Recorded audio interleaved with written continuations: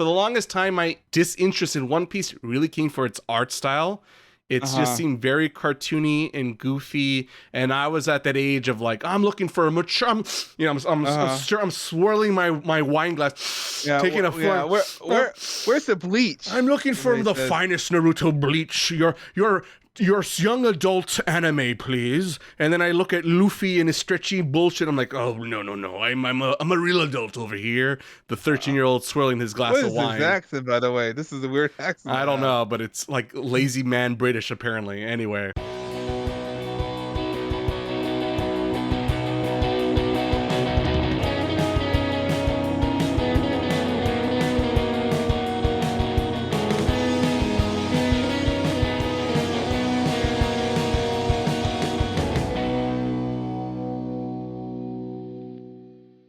Bienvenidos, welcome to episode 17 of the Otaku podcast.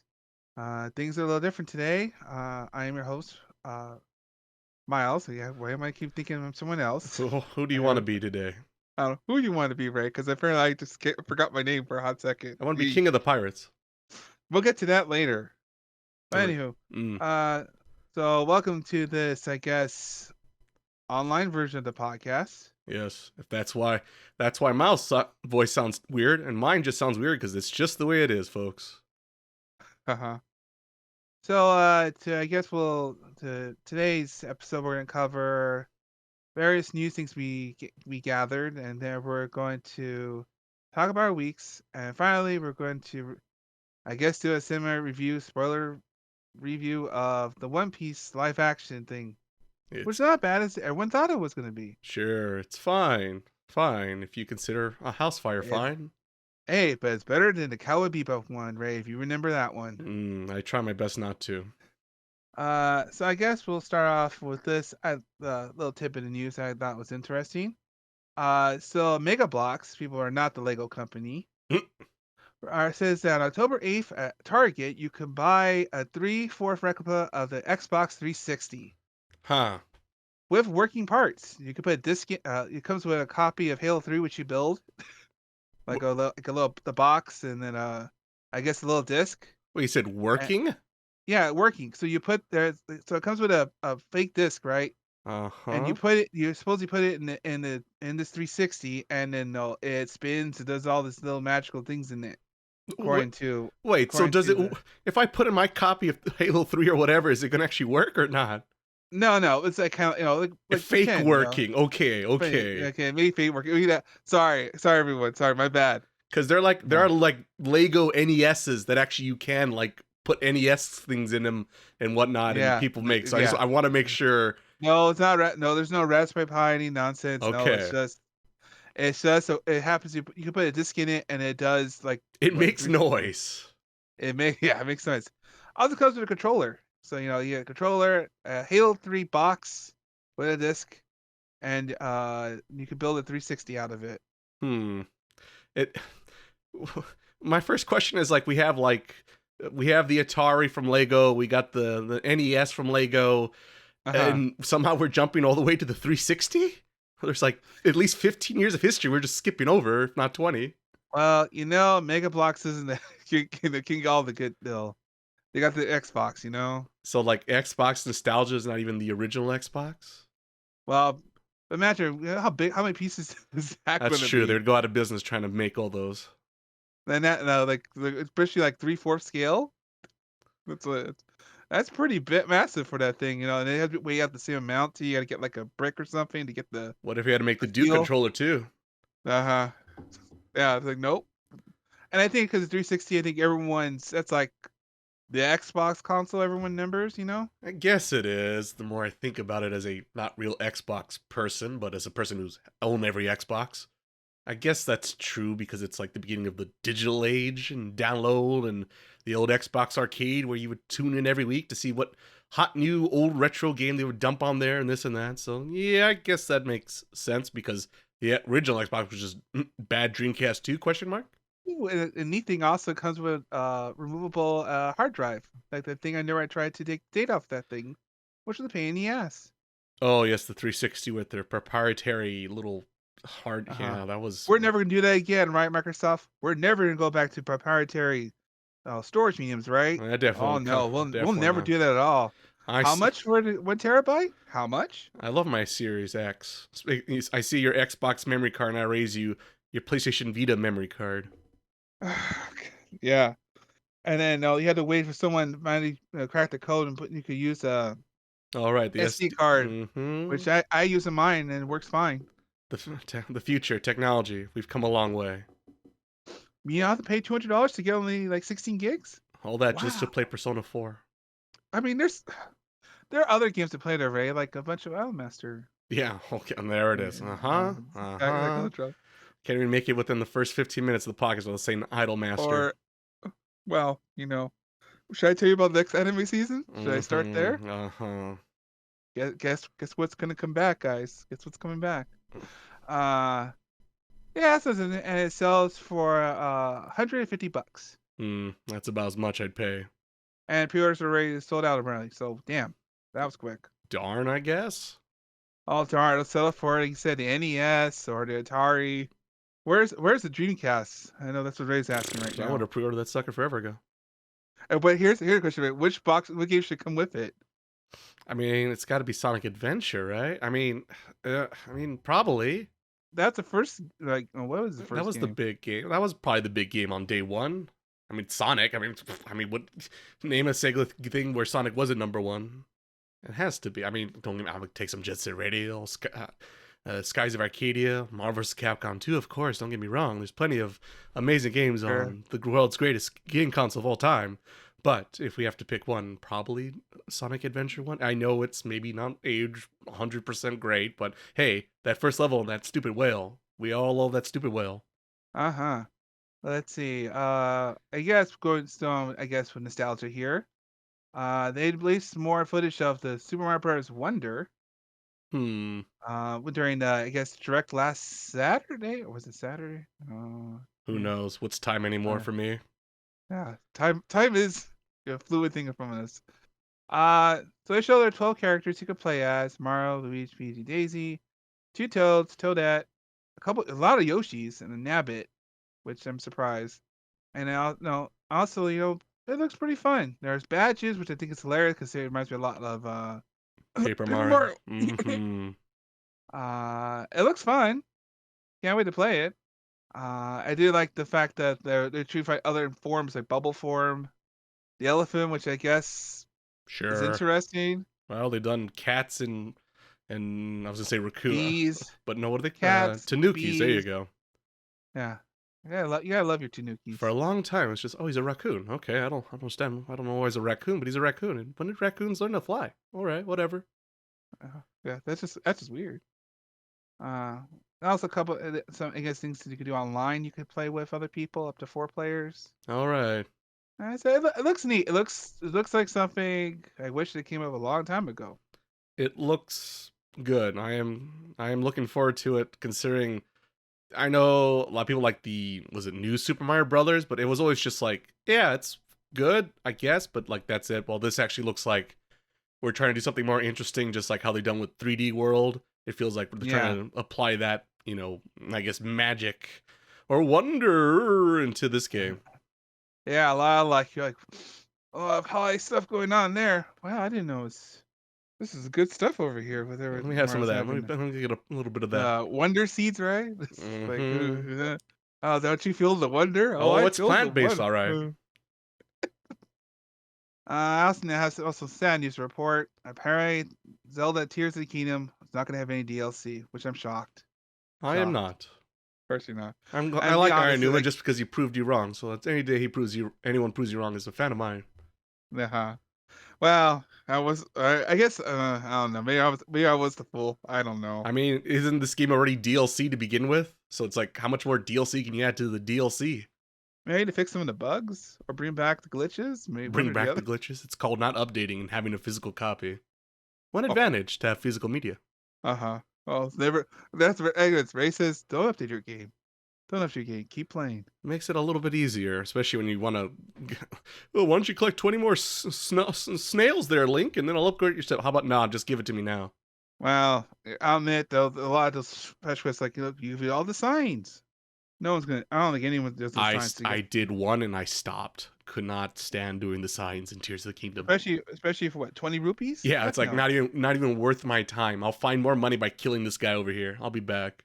Or doing some glitches. Yeah, that also too would make that easier. Though I never really did it for the money. I did it for the clothes upgrades, really. Not so much for the money. Yeah, some things were paying to farm. That's all I know. Mm-hmm. And now I guess we'll get some old school talk here. So on Nintendo's online Switch service, they have a Super Famicom version of Kirby Star Stacker, which apparently I heard is pretty damn good. I've heard the same. So I'm kind of curious because I never Kirby Star Stacker on the Game Boy, but I know there was one. I guess they remade it a couple years late, a year later, only in Japan. Things you Or do when your game console's dying out. Thanks, Sega. What? Sega? Yeah, because it wasn't it was like 98. It wasn't like when Sega was still pretty good. No, So no. I'm talking about there was the end in the Super Nintendo, wasn't it? yeah, it was Versus they're making way for the 64, right? Yeah. Thus your Banjo Kazooie or before Banjo Kazooie, what was it called? Oh, the Pirate King, the other Pirate King, whatever. Talking about old school history. Moving on. Yeah. That let's move on because boy, that took me there for a hot second. Mm-hmm. What was that game? Dream? Maybe. Someone will correct us. Someone will correct us eventually. There's also a Game Boy Color Quest for Camelot, which I go, who? What? And apparently two other NES games, Joy Mech Fight and Downtown Netsu March Super Awesome Field Day, which is apparently a sequel to the what do you call it? The Ritter Save You Ransom. Oh. It never made it over here. Oh. But apparently it's in that compilation I think last year they came out with. Like you get right, those. they had the collection of all those. What do they call them in Japanese? I forget. Yeah, but because not Double Dragon, but also Double Dragon. Yeah. All right. Moving on, and a shock to because we always had to bring this up when we hear news about it. So E3 once again is not happening next year. What? And it's not going to happen in LA either. What? And also they started to cut ties with their the event holder ReedPop, which I guess did all who didn't do anything basically for them. Yeah, basically. Uh-huh. But I said, don't worry, guys. Don't worry. In 2025, we're gonna come back stronger. But where? We'll find a place. All I can say to that is, oh my god! Just let it go. Let it go. E3's dead. All right, leave the corpse alone. We don't need to dangle his body around and put him on puppet strings. Yeah, it's like it's a stare light. It's just pathetic now. It's like everyone moved on. Keeley moved on. Everyone moved on. It's like we already buried him twice. How many more times do you want us to, like I said, drag him out, put him up, let him dance for a minute, and then put him back in the grave? It's just sad now. It's just sad. Moving forward, apparently at Gamescom, Nintendo showed some of the Switch 2 demos, which include a higher rate version or higher rate version. They charged them more around the day. Want to see Breath of the Wild, but now it's $80. A resolution version of Breath of the Wild to show the power of the new Switch. If only I could do that on my personal computer. If only there was a way to do this. Yeah. The way to get the games out, put them on the PC, and run it at the way it's supposed to be, right? There's no way. It's impossible. There's no way that can happen. Definitely not a real thing. Don't look it up, kids. And also, apparently, it's supposed to use DLSS, which is the new hip and cool thing NVIDIA has. It's supposed to be a better super sampling than that's what it is. Ray tracing, whatever. No. It's got all the buzzwords. I like the buzzwords. See, look closely. See, look at that pixel or the polygon. See, it's really sharp now. Okay, but isn't it really sharp as it is? Yeah, but it's now sharper. Yeah. To be, excuse me, but to, I guess, be somewhat fair and credit, the technology has grown to been something more impressive than its first run through the market. And with a handheld device, I think it actually makes sense that it uses that technology, and I think it could actually be beneficial for Nintendo in their future endeavors. So, slightly joking, but also I look forward. What's the Emperor? I look forward to your future. What's it? With great something? I forget. I should put it on the soundboard. Oh, with great power comes responsibility? No. That's Spider. What the bleep? No, at the end of Yeah. Phantom Menace, where he's like, "I look forward to your future" or something. Oh, sorry. Only you, Andy. Yeah, I'm sorry. My I'm bad. sorry, it's on. It's been a long. Star Wars. Oof. I once again speaking about things I buried and dragged back out to bury back again. I had some people bury it and try to bring it back though. Oh But God, what if though? I do. You Wait, know. let's get off this. Get me out of here. All right. Here, I'll give you some nice, good Sega news here. Okay. So apparently in the Like a Dragon, the Kiryu game, pretty much. That's a Not long ass Yakuza. title, but totally is. Uh, they're gonna release a port of Daytona USA 2 in that game, which Ooh. apparently is the first time that game ever got ported. That It was only yeah. released it was the only thing only able to play in Japan and arcades. Hmm. See, don't you All feel right, better? I do feel Yeah. better. I will. I will. I mean, like I wasn't gonna buy this already, but I will also buy this as well. Shocker. It's amazing. It's amazing to see you put games inside games. See, that's where the money is. I just need to catch up. I'm so far behind on the whole Yakuza stuff, but I'm the one that started it. I have the PS2 copies. Uh-huh. We have a date for Miyazaki's almost not last film. Uh huh. Question mark on that part. So it'll come out here in North America on December 8th. And there's a trailer that you can watch of it, which looks like That sure looks like a Miyazaki Studio movie. Ghibli movie. Uh huh. But yes, that's right, folks. He's not going to return yet again, in a shock to nobody on this podcast. Well, if they want to put money in the studio, they're gonna have to make someone be the director, and sadly, everyone else I think is gone, and he's not gonna give it to his boy. I'll tell you that. Not over his dead body. It's like on his will, he's like, no, never give the studio. Never. I will pass it to my cat or something. I still have yet to see that movie. I'm still curious with the dragons or whatever it's about. Well, he's seen it and he's like, no. At least what was it called? What was it called? The one with the sailors, this high school. I forget. But that one was all right, and that was him. And first, I don't think I've never made. Was it only yesterday or no? No, only yesterday. That was. What's the? Oh my goodness, I'm blanking here. I'm gonna blame my disease. Oh my god, the Grave of the Fireflies guy. That's him. Ah, yes, Spirit of Fireflies. I feel Great bad. film. One of the greatest directors of all time, and I'm blanking. The not Miyazaki guy that no one remembers. Yeah, so I haven't seen his, but apparently, I guess he moved on. He's like, I'll keep going no matter what it takes. Wait, what? You've never seen Who's? No. I was saying like that Miyazaki's keep going no matter what. Oh, okay. I mean, I thought you're like you haven't seen. Like it sounds like this. Like you haven't seen any Miyazaki film. Like what the fuck? Yeah, no, that. I love Dark Souls. Yeah. And Ivan News. That's what we're gonna call the segment, I guess. They're gonna make a sequel to Kimi ni Tokeni in 2024 on Netflix. Yay! By Producer IG, which I'm kind of curious how's that gonna work. Producer out. IG? Is that what they call him? Producer IG? Yeah, right next to Production IG. Well, he runs production. He's the producer. I mean, that makes sense. Yeah, that makes sense. So, yay, we're back. Maybe this season they'll explain why he likes her. I look forward to this. Someone, I mean, would you like to handle this one for me, Miles? No one's got time for that, perhaps. We don't. Moving on. Nice save. And I love this news because I think it's hilarious in so many ways. So, of course, out on the internet, someone made a Lane AI. Oh, I saw that, or I heard of it. Yeah. So to commemorate the 20th anniversary of Certified Lane, like our normal lives. Today. Just sheer ironic. Just like no one gets the message. So there's an AI out there that's based on Lane, of course, which uses scripts from the anime. I guess sound bits from the voice actress herself, and the power of the open AI to create AI you could talk to Lane, I guess. Yay. Just what the show was telling me is the good. This is fun.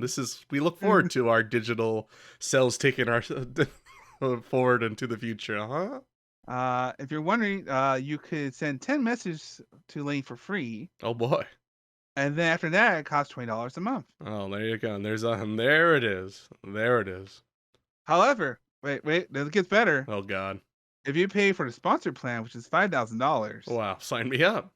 you get unlimited membership, and you commercially use the AI, the Lane AI yourself. There you go. I could be one with the machine. And then I looked at that. I had to talk about it because it's just like, no, that's how do you guys understand what's going? You know, It's a happy-go-lucky show. good times. You know, she Mhm. survives at the end. It's fine. Everyone's a winner there. Yeah. Uh, so that's all the news I have. I guess, do you have any news? So, I do actually have some news myself. I know a lot of like little dates because we've been on hiatus for a minute because of just bad timing and scheduling and perhaps illness on my, on my part. Let's see. What do I want to go first? Let's go for the easy ones. So, Persona 3 Reloaded is officially coming out on February 2nd. They showed a new trailer for it. Woo-hoo. And yeah, that looks like Persona 3 with, you know, the power of the PS5 and everything else under it. But no Fez content whatsoever. Yeah, I'm curious to see if they're going to do something with that. Maybe like change the game to justify that or something. I don't know. Because I know a lot of people, most people, when they consider Persona 3, people consider Fez to be the real Persona 3, quotation marks. Though personally, I'd rather just play portable because I rather have control of my party versus let the CPU decide what I want to do with my characters. No, thank you. All right? Thank you very much. But yeah, it looks good. I look forward to it. In fact, I already pre-ordered the stupid $200 box set because, of course, I did because I'm a Looney Tune. Oh, hey, where's? It's not like you bought 3 of them like you did with Goofy Fire Emblem. Hey, I had ensure that the packaging I got was the best one out of the bunch, and I sure did. I made sure I got that. Oh. He does have magnifying glass, everyone, so that way he makes sure. Oh, that's a dent. No good. Let's go back. And that's where Frank gets the dents, but he's happy because he doesn't have to order or nothing. He just has to pay me. I don't think I'm charging for taxes half the time. So There yeah, you go. there's that. What else is there? Official date for Sonic Superstars is October 17th. That also looks good. They showed a little bit more. I've heard it was at the Gamescom. Most people said nothing but good things about it. 2D Sonic is good. Yeah, I'm looking forward to it. It is interesting because it does. The more I saw of it, I saw a little bit more of it because it's online, right? Yeah. And it's funny and fitting that because the game is directed by the actual character designer. Was it Otanashi? Something like that. I think so. Something Yeah, like that.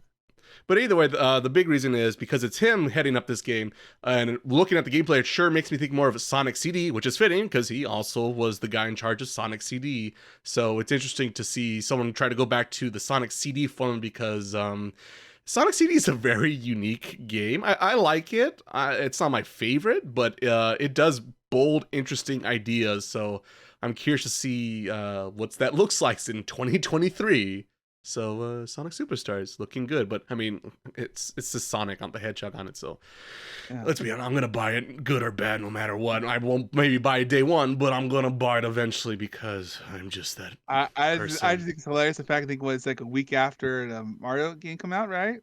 Yes, yes. October is a we're- very busy month.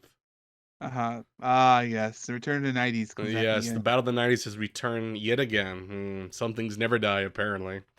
Now, I just realized it today. Breaking news, everyone! Of the time of this recording, I know by the time it comes out, it's a little bit late, but go with me here.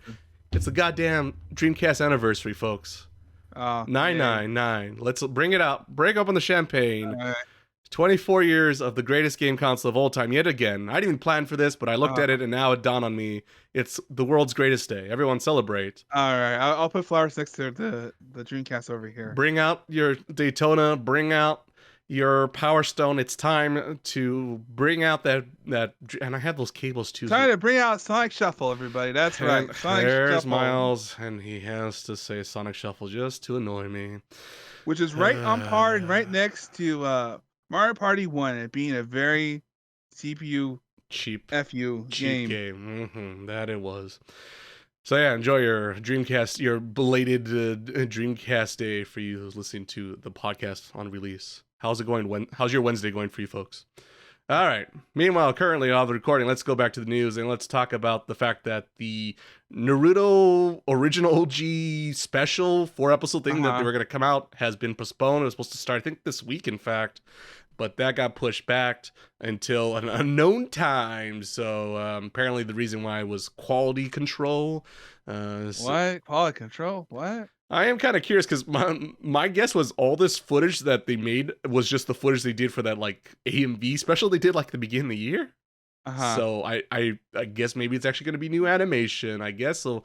I guess that'll be nice. It's kind of like I don't know if it's good or bad. It just shows you like, does anyone care about Boruto anymore? Apparently not, because we're bringing back Naruto for Christ's sake.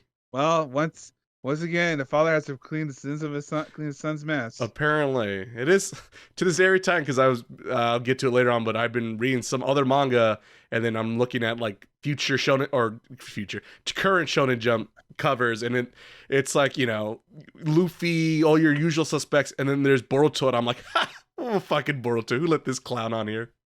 Uh, No time for fan oh well. fiction. They don't when they let fan fiction characters on top of Shonen Jump covers.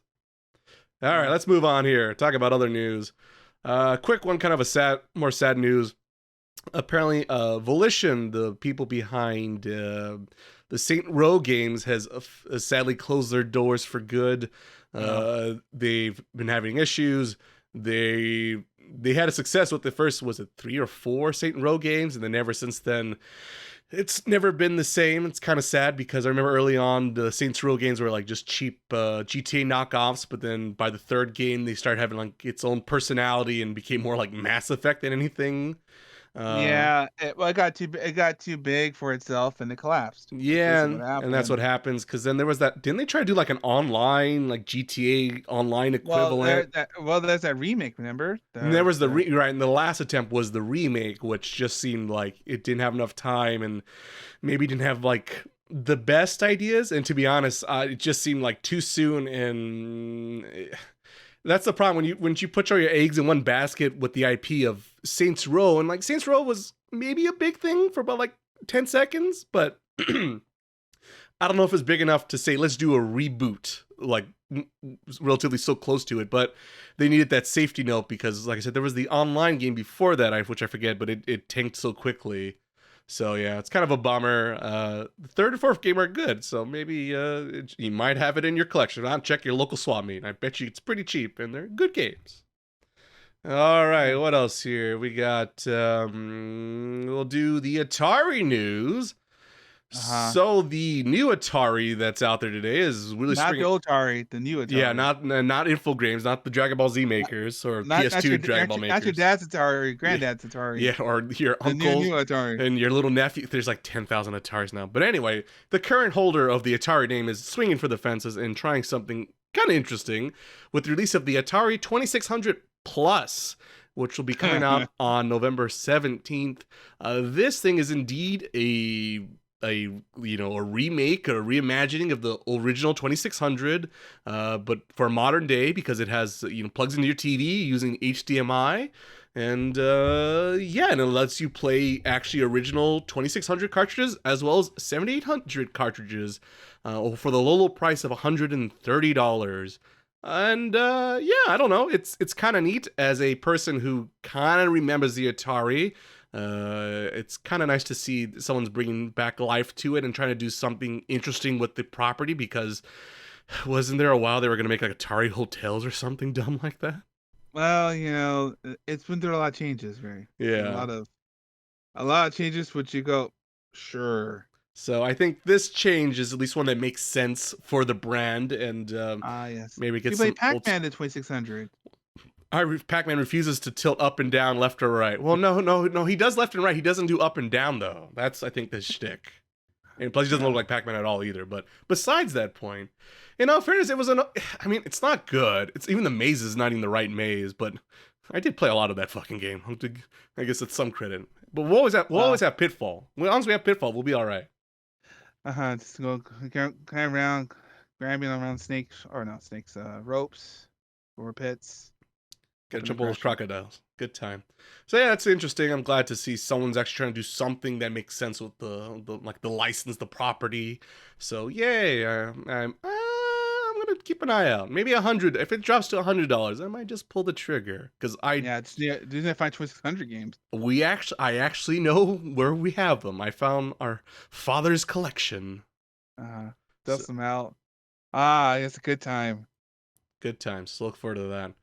And let's see here. I guess we'll get to the PlayStation news I got left here. Starting with, I guess, maybe the both negative news. Let's start with the very obvious negative news. So, PlayStation, in their great wisdom, has decided to increase the price of the PlayStation Plus subscription Well, of up course. to nearly 35% on all its different tiers. Well, 35%. I just want to say that. That's, what do they think, the goddamn Netflix? But what about them though, Ray? What about poor place No, Sony? Little Sony. like we're hurting here. Little Sony out there with this tin can out there. Can I borrow a cup of tea? I don't know what the accent this is, but that's the accent I went with. Yeah, they're hurting so much. They haven't got any good PS5 games. Better get PS5 games out on the roll. PS5 is doing bad. No one's buying the consoles. No one's buying the games. There's rumor that PS5 refresh or the Pro, whatever the hell that thing is going to be.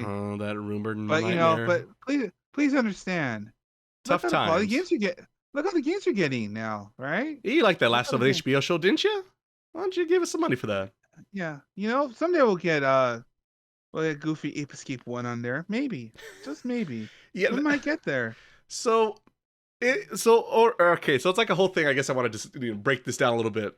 So, as a person who's pretty much been a PlayStation Plus member since its original concept or construction back on the PS3, it is very jarring and surprising because I remember PlayStation Plus was like the good choice between that and Xbox Gold back in the day, because with PlayStation Plus you got free games every month. And it's like, oh boy, I like free games. While the Gold was just to play online. So now we play it online. We got free games. We were getting discounts buying stuff on the digital store. It was just like a really good deal. It was cheaper too, I think, by a little bit. So it was nothing but like, wow. I mean, I got a PS3. Sure, I'll buy the Plus and free games every month. Sign me up. And never looked back since then, and I've always bought it since then. I wait till the holiday seasons, of course, when it's a little bit cheaper, because I think normally it was $60 until this price hike, but I would pay no more than $30-$40 for each year or so. So I never paid full price. And granted, you can make the argument that, maybe it's going to be cheaper too, because on Christmas deals for this new after the hike. But so that means even the best option, it's still going to be I'm paying, because I believe the lowest tier has gone up to $80, $20 more out of my pocket. In case people, the 35% you can't phantom, it's 20 more bucks out of your pocket just to play online and to get free games that you probably already own anyway. And then on top of it, so it's like, okay, so that's for the normal tier, which is that's I've always been at. When they came out with the new 2-tier system, the last maybe year or two now it's been, I've yet to upgrade it because there's no good reason to upgrade it. Because what's the reason to get the shitty PlayStation 1 emulation? Like, I have better PlayStation emulation on multiple devices I already own with my original PlayStation 1 disc, thank you very much. So why would I want to have an inferior version of a game I already own and I could be playing on multiple different ways? So there's nothing good offering there. There's a couple, I think on the middle tier, because I think the high tier is to get the classic games, and the middle tier is to get like certain demos of new games. Like they had the what was it, Stray? Is that what it's called? The cat game? Yeah, Stray, which also gonna get a movie too. I forgot to mention that. Oh, there you go. Also the news. Still haven't played it. Heard good things. Maybe if I had PlayStation Plus, I would, but that's not happening because I'm fucking paying 35% more. Fuck that shit. If I didn't pay it before. But what about them though? Yeah, what about them? Go fuck off. That's all I can say. So yeah, I haven't been a gold member for a while, and even more so now with gold is pretty much dead and now it's become the Game Pass, and I haven't been a member of that for a while. And PlayStation Plus is also going to go to the way of the dodo with that. I think I think if you're already in the thing, I think you get like an extra month to grandfather it in. But yeah, even I'm kind of like trying to convince myself, well, maybe I should get at least one more year. But I'm like, fuck it, not even worth the extra money just to get the discount now. Because I just, for one, I'm more of a solo game player, story focused, narrative focused kind of person. So it's like I'll just go play on my PC. Thank you very much, and avoid this online subscription fee altogether. What do you say? Yeah, I don't know. It's It's bad. just and see, and the fact that most PS5 games are going to PC anyway at this point. It's like, what am I paying this for games that either I have, or old games that I may not might have already from PS4. Yeah, that's the other thing. And then the oh darn, I had this a good point and it pop around my head. Darn it. Yeah, but it's just it's like the Disney company. They're raising prices on all the Hulu stuff because All right. all the strikes and everything, because they were losing money because of the streaming stuff. Tough times. But then that's the problem I have with all the streaming stuff now these days, because everyone jumped the bandwagon. We were all in the pandemic, whatever, and now everyone doesn't have time to watch the content, so now everyone's losing money now. Well, yeah, exactly. That's definitely part of the problem, question mark, and then all the Hollywood shenanigans and this and that, and it's just a mess. And everyone, and then that's the thing is I think we talked before multiple times on the podcast and hinted a joke at it, but once again, all these companies, these corporations, they just want, give me the subscription, give me the easy money, don't think about it, just give me that $20 a month, and off, cool, money in my pocket. You don't have to think about it, don't have to convince anyone. It's once again the Netflix plan, and it's working well for Netflix, and everyone wants the Netflix model. So yeah, but no, I'm not giving in, and even Netflix, it's only because we have family members who enjoy their Netflix is why we still have the Netflix. But no, mom and dad ain't playing PlayStation, so I have control on that one. So no thank you very much. Go fuck off. But wait. But whenever the PlayStation Portal's coming out, Ray. Speaking of which, that was my last bit of news. So yeah, that's gonna save us all. That's because this is definitely gonna make me want to subscribe back to the Plus membership. Sure.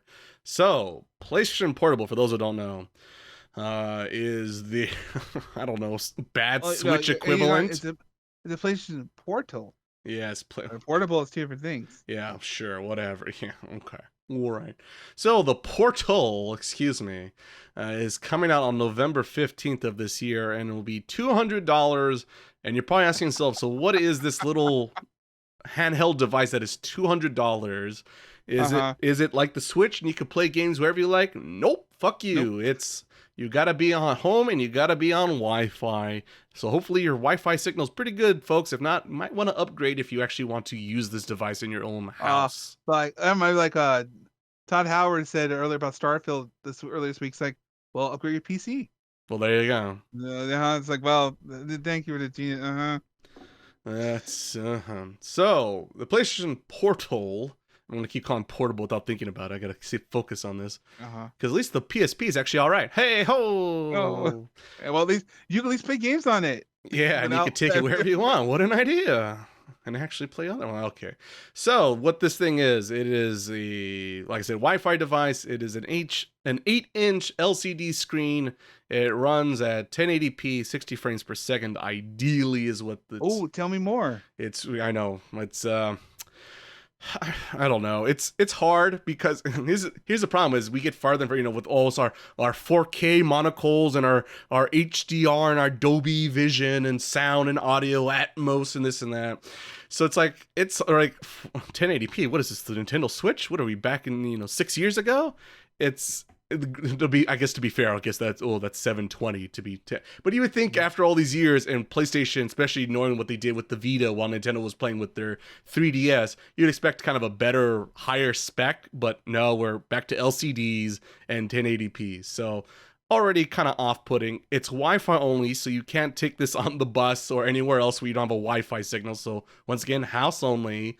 And it does have an audio jack, so for those who still rocking the old headsets, you're good to go. But for those who toss them away because no one else uses them anymore these days, you're fucked because you can't use Bluetooth headsets on this thing because fuck you, you got to spend the extra $200 and get the Pulse earbuds that come out, I think, the same time. So yay, if you don't, your expensive Apple AirPods are worthless now too. Cool. Even better yet is that you can't even stream even the Goofy Cloud games on it. Oh right, you can't even. Yes, all their forgot about that part. Yeah, even better. Oh, so the money we spent earlier to subscribe to Plus, you can't do shit. Doesn't do shit for you because you can't stream it on this thing anyway. So why make this thing at all? It does seem, and especially at 200, because like that's what $100 away from being a Switch. That's a lot of money. And then like there's so many like now there's the Steam Deck, right? How much is a Steam Deck? $350 maybe? I think so. Something like that. And now there's like you can buy refurbished ones, so now you get closer to that $200 price tag. I don't know who is this for, especially then you could play the big PlayStation games on PC anyway. It is $529. The Steam Deck. The cheapest one? Cheaper one's $400. There it is. That one has 64 gigs, so you're not gonna get that. Well, you could. It's got more power than probably this thing's got. And it's eMMC, not even AMVME. Well, so we could fix that in post. But like, you're getting more out of your money, I would argue, because like I said, you could get a refurbished one probably like to $300 back to Switch prices. I don't know who's out there who's like, man, I really wish I could play Spider-Man on the go, but not really that far on the go. Yeah, I could play over my TV at the TV I'm not watching my game on. What? Like, at least if it was an OLED screen, maybe that would be, because, maybe not everyone's upgraded to an OLED screen because it's not, super cheap and not feasible for everyone to make that jump. So at least like if I get an OLED on the portable, that's nice. But it's like, no, it's not even that. So it's like, oh, well, is it a higher resolution? It makes less sense, but it's still, nope, it's only 1080p. Yes, I guess technically that's a little bit better, but out of an 8-inch screen, I don't know if you're going to see that much of a difference between 720 and 1080, to be honest. Maybe, I don't know. But it's just, like I said, you can't take this on the go. You can't play, I don't think you could play, you can't play on the go. To me, like, play on the go is the goddamn point. Like, it's just like, that's all you need to hear for me not to be sold, at least personally, because to me, if I had this thing, I want to play like, maybe I'll play the new Spider-Man and I don't know, Resident Evil 4 or whatever, but then also, hey, I want to play some Ape Escape, I want to play some Mega Man X, some RE1 or whatever on the go. That'd be nice to have that catalog in my pocket, but no, you can't do that. But on the Switch, you can, so maybe save the extra $100 and go get a Switch. Hell, you could probably get a used Switch for $200, so just do that if all you have is $200. Well, don't worry though. Final Fantasy 16 going on PC will definitely not change any of that whatsoever. No. Cause I guess I felt bad for Frank, so I guess a Frank news real quick. So they said there's gonna be a PC version of Final Fantasy 16. Shocker. And also gonna have 2 DLCs planned. Oh boy. This game. So there. Now I cover both our other hosts. There you go. People not here. By the way, maybe we should mention, normally there's more than 2 of us on this podcast, but it's a very unique episode as we kind of teased early on. So welcome to the news focus episode. And then hopefully next time will be more, I won't sound like this as bad. And we'll have more people and we'll have more fun and talk about more silly things. So yeah, that's the thing, by the way. Do you have any more news? Because I found a good bit right here. Oh god, well I'm out of news, so that's it for my news. Whatever you got, hit me. All right, to end the news segment and how to close this off. Oh god. So Skull and Bones apparently lost its director again. Creative director. And there's no date for the game but that was the date last year, right? Or for next year, right? There is no date anymore. And this game should also be done. Something else that should just die also in the sunset. Just end it. Just end it already. Just like this goofy game. All I can say is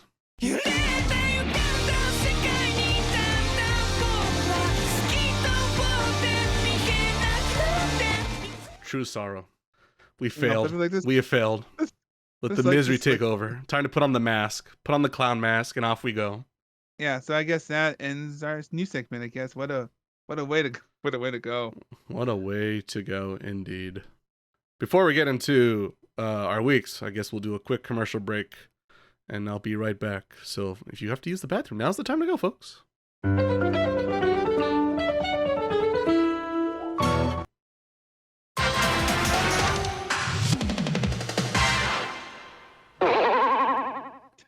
See, now that one you got. That one you got. Yeah, that one. I got that one. It's there. I've never.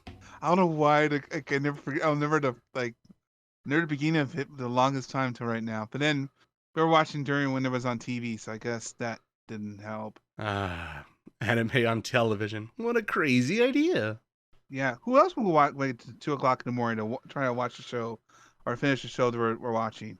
Didn't even tell anyone about it. Just, oh, here it is. Oh, would you like to see the last arc? Oh, well, here it is. 2 o'clock. 2 o'clock on a Saturday. Fuck you. All right. Well, set the DVR. And thank God for the DVR existed, because that wasn't gonna happen.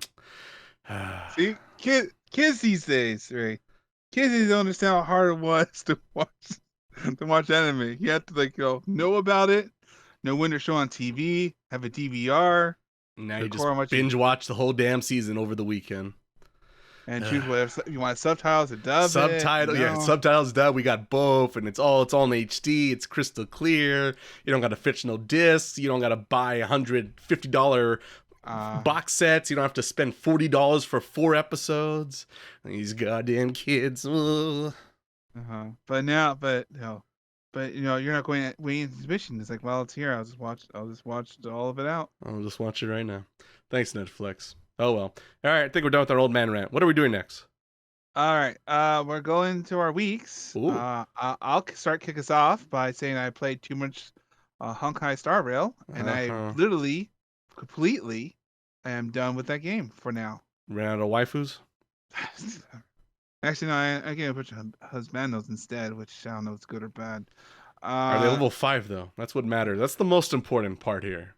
But no, but I guess I waited for new content. I finished new content, and it says, "Come find us. Next update hits in 30 days." I went, "Cool." So, I guess my trailblazing journey stops here. It's a small train. It's a small galaxy. It's a little galaxy. Yeah. The track. The track has to be built. Right? The track has to. Space railroads. Space elevators. Yeah, we gotta. Space elevators. There's too many things about space. A lot of space. Got a lot of space out there.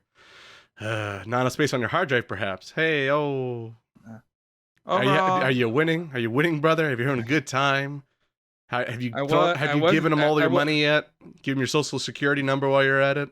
No one's that good. I mean, there's. I guess most have been playing most of this free stuff I get from playing things. So, and somehow I managed to luck out and got some of the players. I guess they're very hard to get. Or characters? Question mark. The gotcha gons have looked down on you with favor.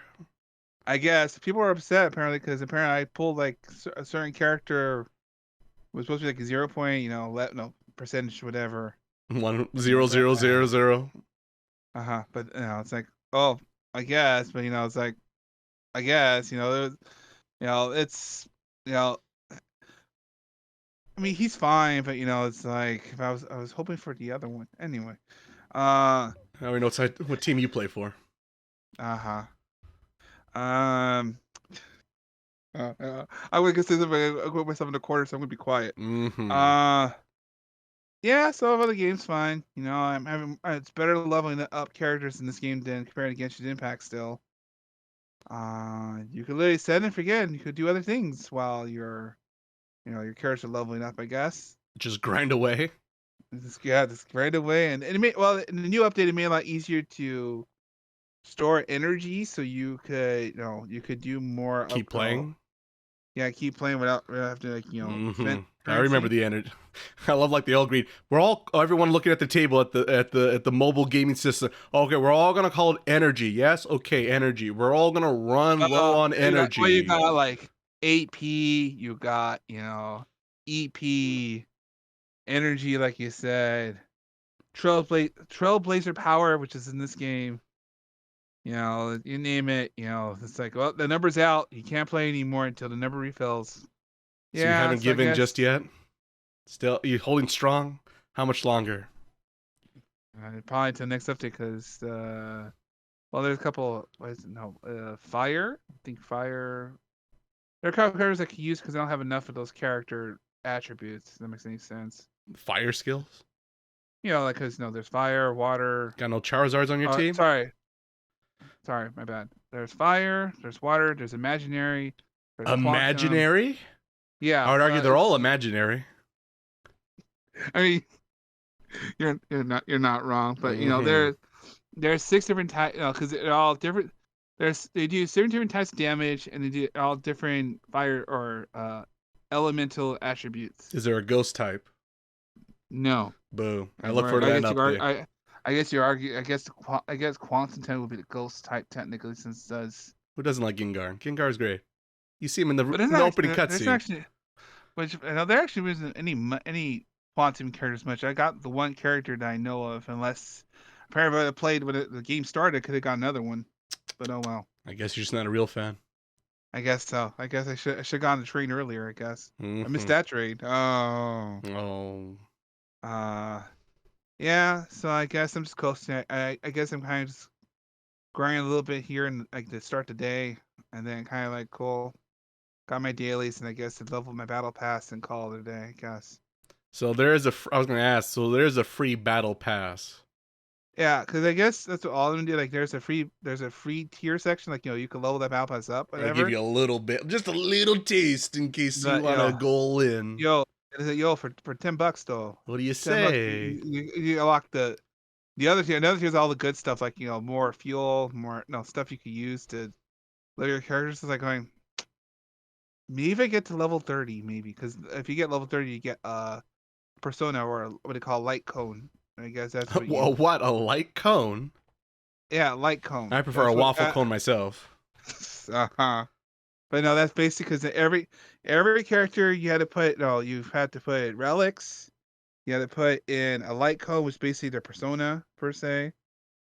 And then you level up the light cone and you level up the character so that way you can do more damage. And curiosity, does the battle pass do the Call of Duty where if you actually complete the battle pass, they'll give you credit to then get the next one free? No. Oh. But I guess. Well, this is interesting because at least this pass compared to the Genshin Impact one. At least this one gives you stuff at level 30 because Genshin Impact you got to play to level 50. Oh, to get anything at all, even the freebies, or to get the good stuff, because you get your credits, you get like you don't get any stuff to upgrade your character, stuff like that, but you do get like character, because there's a difference between character credits, I guess, compared to like elemental character. Because like to extend characters, you need to get like certain types of like ascension materials, basically. So say for example, if I have a fire type. I need to get books to level the character up, and any fire materials to level that to the next, I guess, because it upgrades every 10 levels, I guess. Like if I level 10, then if I get a character level 20, then I need to upgrade them before I go to level 40 or 30, 40. Sounds a little like Fire Emblem. So it's like a level cap, I guess. Like after you get to a level cap. Then you have to ascend them to break the level cap. A new class, if you will.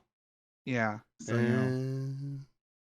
but like I say, you get real nerd because it's like stat, the DLTs. You need to know all the number math. If you're a math person, you love this game. If you don't, you're not gonna enjoy this game because number percentages.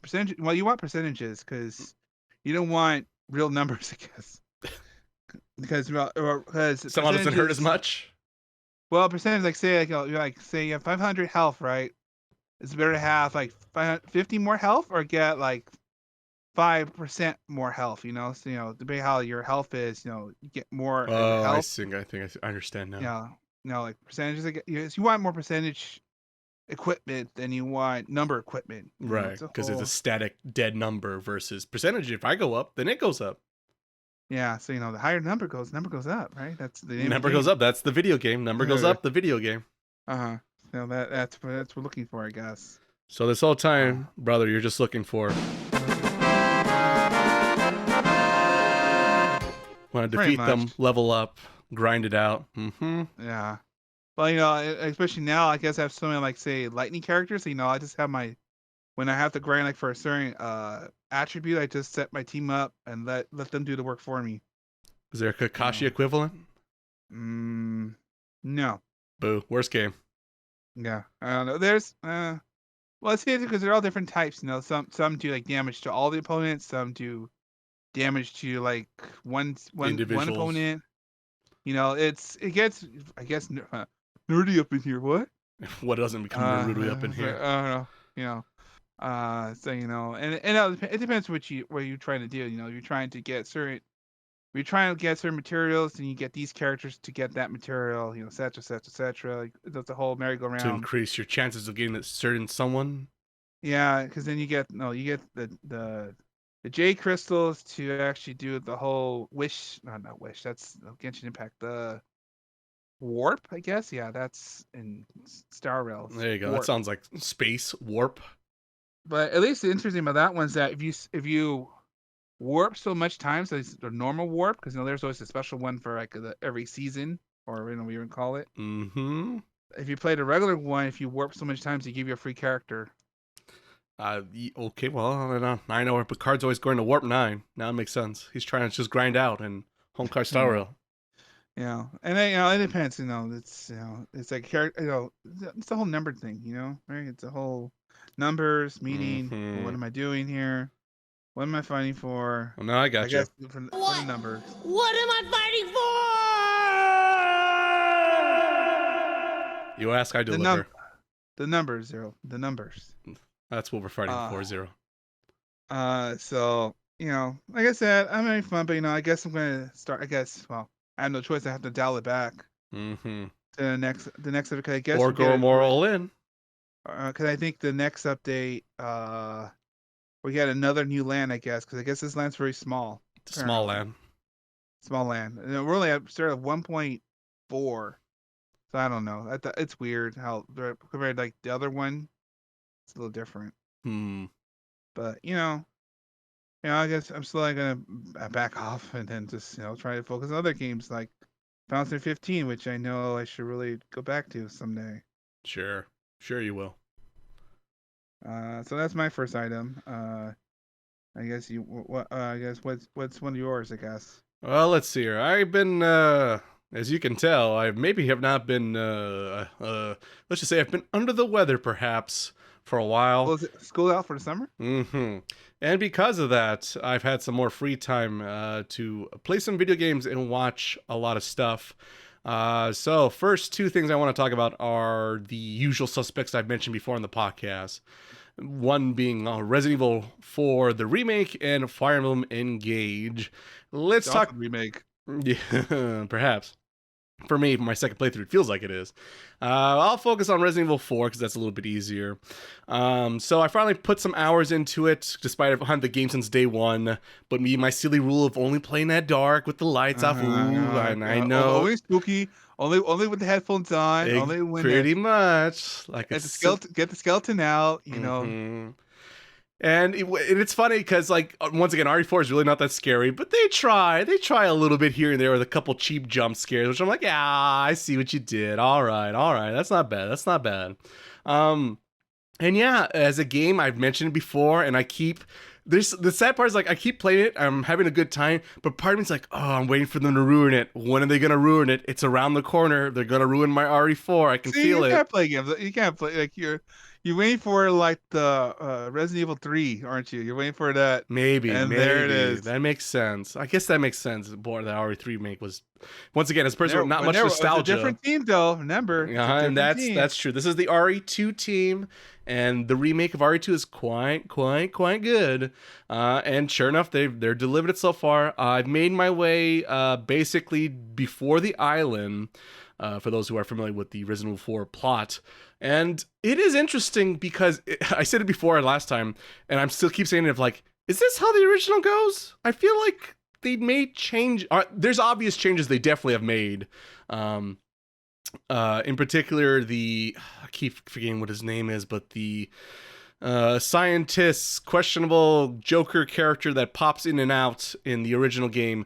He has much more of a significant role in this game, and they kind of build his character and explain him a lot more naturally and better in this remake versus the original. The original, it's like, well, if you read the document, I guess it explains what's he's doing and why he's doing what he's doing.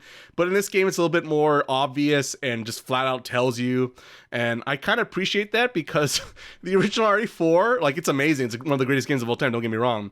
But the story aspect was always been a bit of a head scratcher because you're just Leon Kennedy, who apparently now works for the president, which is a bit, Like, last time he was just like a street cop on day one, and it was like the worst day of his life and everyone's life in general that day in Raccoon City.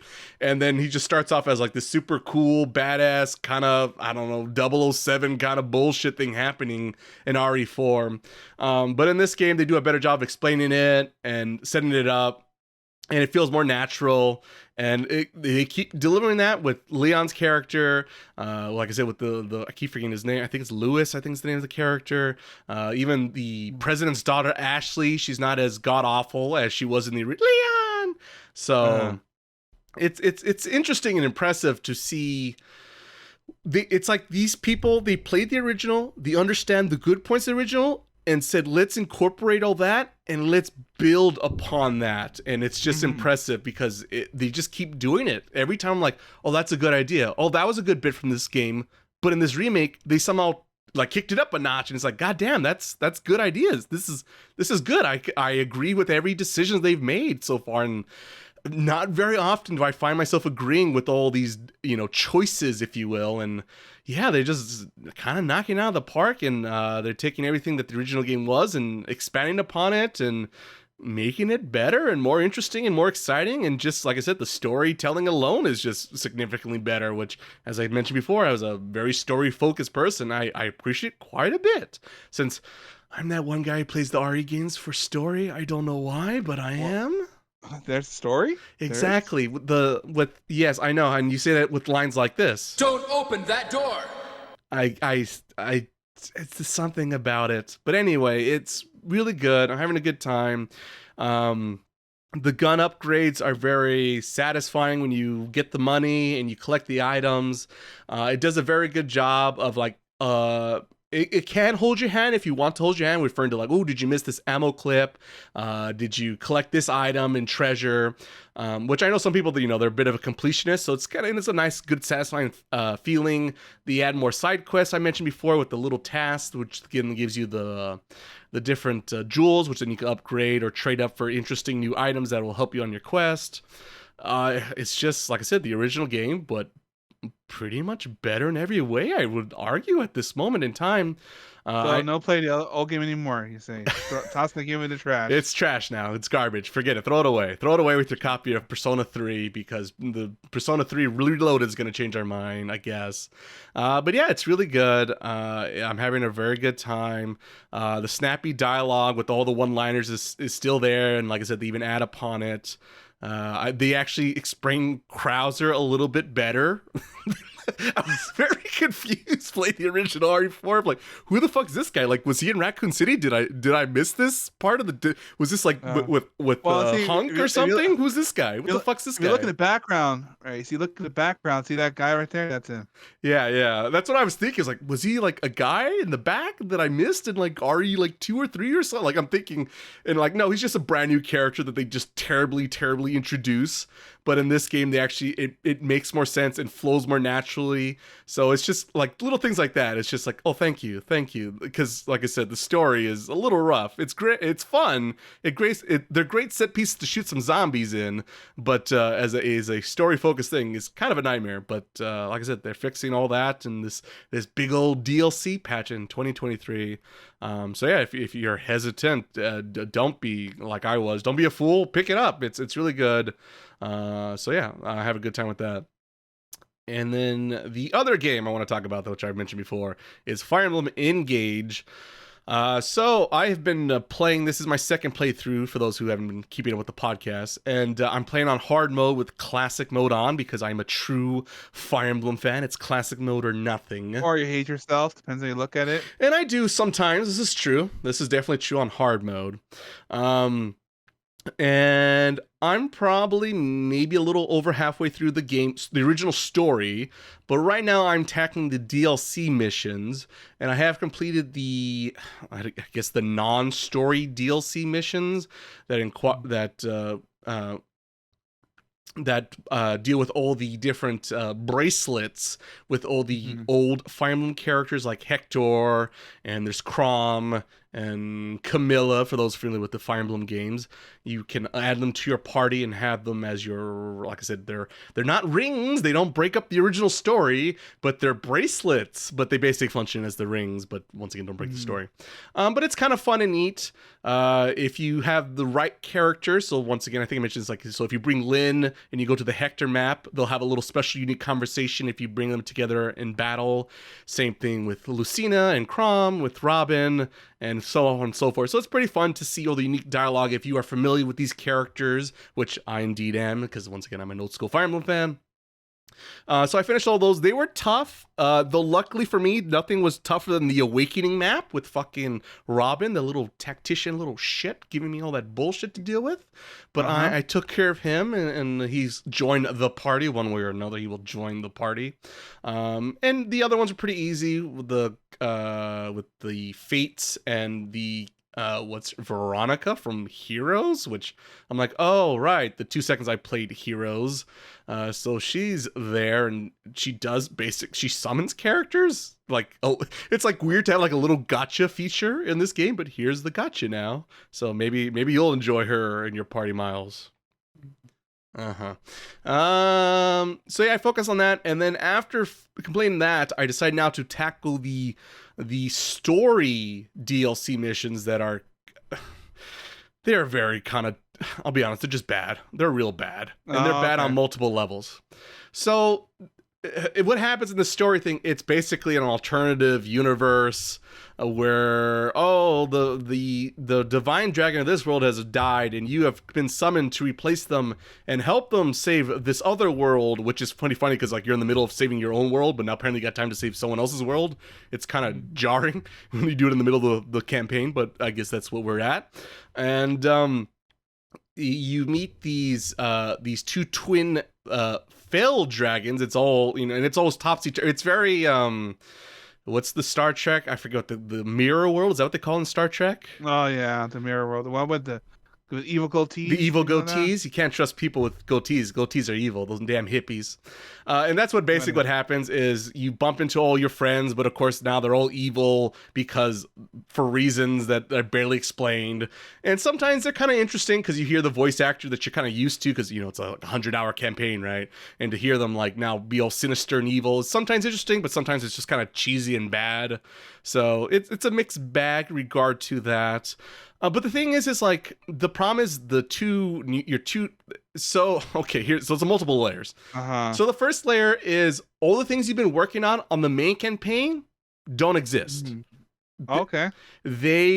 All your weapons, your skills. Correction. The skills do transfer over, so that is like the one thing that transfer over. But your levels, your weapons that you might have increased, the class changes you've made on certain characters no longer apply, and makes half your party worthless. Okay. And it just becomes harder already off the bat with just that alone. And I'm playing this on hard, so it's even harder than normal, significantly, I would argue. So not only is your whole party that you've known your whole time just garbage now, but on top of it, the two new characters they force upon you are even worse than they are by like significant margins.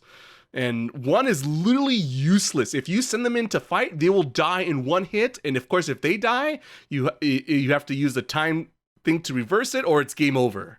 So they're worthless. And the other sibling is only slightly better, where maybe they could kill a weakling after you beat them to a pulp, and then they could finish them off. And no one levels up. Emblem bonds do not increase. during these missions, it feels like a dead campaign and just kind of fucking tedious and boring and not like it's challenging, but not good challenging. It's just cheap, tedious, challenging bullshit because they give you worthless characters. They give you a worthless party that you've already worked very hard, spent a lot of time on to make them decent on your current story campaign. And now they're fucking garbage. Fucking Anna's still a warrior. Clan's still using like characters that anyone who knows the game, you would never keep them in this class. But in this story DLC, you're just forced with them. And it like I said, it just becomes hard, but it becomes tedious, not hard, or not challenging, satisfying hard. It's just dumb, stupid, cheap, boring, long-winded, ugly, boring fights. And that's what you have to do to win this game on hard mode. Because I've stuck with hard mode because Frank said it was difficult. And like a lunatic, I'm like, oh yeah, we'll see about that. And he's not wrong. Don't get me. He's right. It is hard, but I am still determined to beat it on hard. And so far, I'm doing it, but by the skin of my teeth.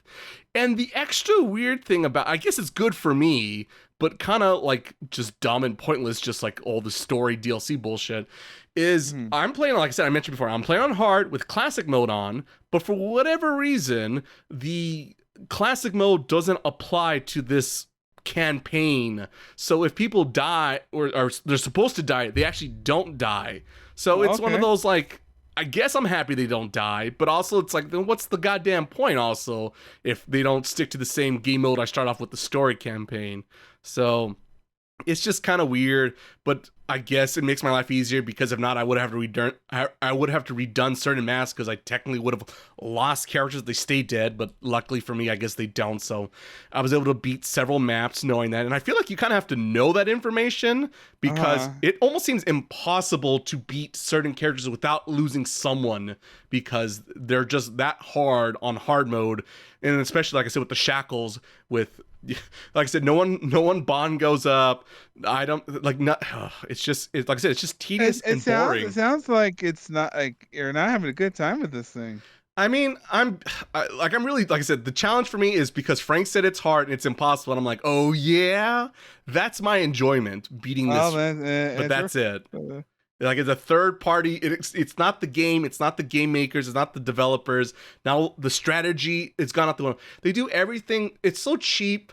They let the enemy reinforcements all the time. They have the special purple fog, what makes them practically invincible to kill when they're in the purple fog. And like I said, you can increase bond stuff. So it's like, hopefully you have. Honestly, this DLC needs to be done after you beat the original campaign, or at least collect the rings again without getting too many spoilers, because right now, like I said, I'm in the middle of the story campaign, so I don't have as all the emblem rings as I should, or I would argue I would recommend to have to do this DLC on hard mode. So it just becomes harder and harder and tedious. It sounds like it seems like kind of a pain. Yeah, it's a pain. Yeah. It really is. Like, because I thought that's kind of an issue with Fire Emblem. Sometimes I feel like when they reach the difficulty, it's not really like say like, oh, these guys going to more strategy, beat you, whatever, right? I feel like it's always like, we're gonna throw a bunch of shit at you, and good luck surviving this. The DLC, all the DLC does feel more like that. That's true. The original story is more of a good challenge, satisfying challenge, but the DLC is just cheap, and it's kind of because you just have to wait because it's like, well, I can't move forward because if I move forward, I'm going to get killed because the enemy has nothing but advantage. So it's like, all right, you just wait, next turn, wait, next turn, wait, next turn, and then you could kill them. Like literally the last map, I had to keep healing the main character because they were in jail basically, and it just meant like I lost. It was just so boring. It just wasn't fun. It wasn't challenging, and it was just tedious. Do you get anything out of this at the end of the day? Like, do you get something to bring back with you to the regular game? I fucking hope so. I don't know, but I fucking better, because right now I'm. All right. Oh boy, guys, that was fun. Let's go back to the normal and play the actual game. I hope. Any progress, things like that, I did. It's actually pointless. That's the thing, is a lot of it is pointless because, like I said, it doesn't transform back to the story mode. So I don't know. I hope I get something that's worth my while. But honestly, you get an achievement. You get like, look, you get a gold star. you get a profile pic, Oh my or god. you get here you unlock the music from the first game. It's like, Yeah, like I don't know, but hopefully something changes because it's bad, and I don't recommend it for most people. Uh, Honestly, I would say unless there's something really good you get acquired, and I don't know, I haven't looked it up. If you get shit out of doing it, just play the DLC maps to unlock the characters. Don't bother with the story stuff. It's just not worth it. It's not fun. It's not interesting. It's just cheap, cheesy, and and never tedious. matters, right? Like you said, Also, that okay. too. So that would be my recommendation regarding the DLC. But we'll see. I think I have one more mission left to. I hope so because like I'm just done with it. Story wise, I'm just done with it because it's just so boring and uninspiring too. On top of it, it's very It's like it's just cheesy. It's very fucking cheesy. Everyone's bad because it's fun to be bad, but they're not even like good at being bad. They're just like, haha, I'm the bad guy now because the script says I'm the bad guy. Ho ho ho. So So yeah. you're telling me you can't wait to finish this game and move on. So that's it for this week. I look forward to talking more with Frank next time on the podcast to get his Uh-huh. thoughts on it. Hopefully by then I And you will got finish it. yeah, both of you could shake your head at each other, going like, what are we And then doing? he could.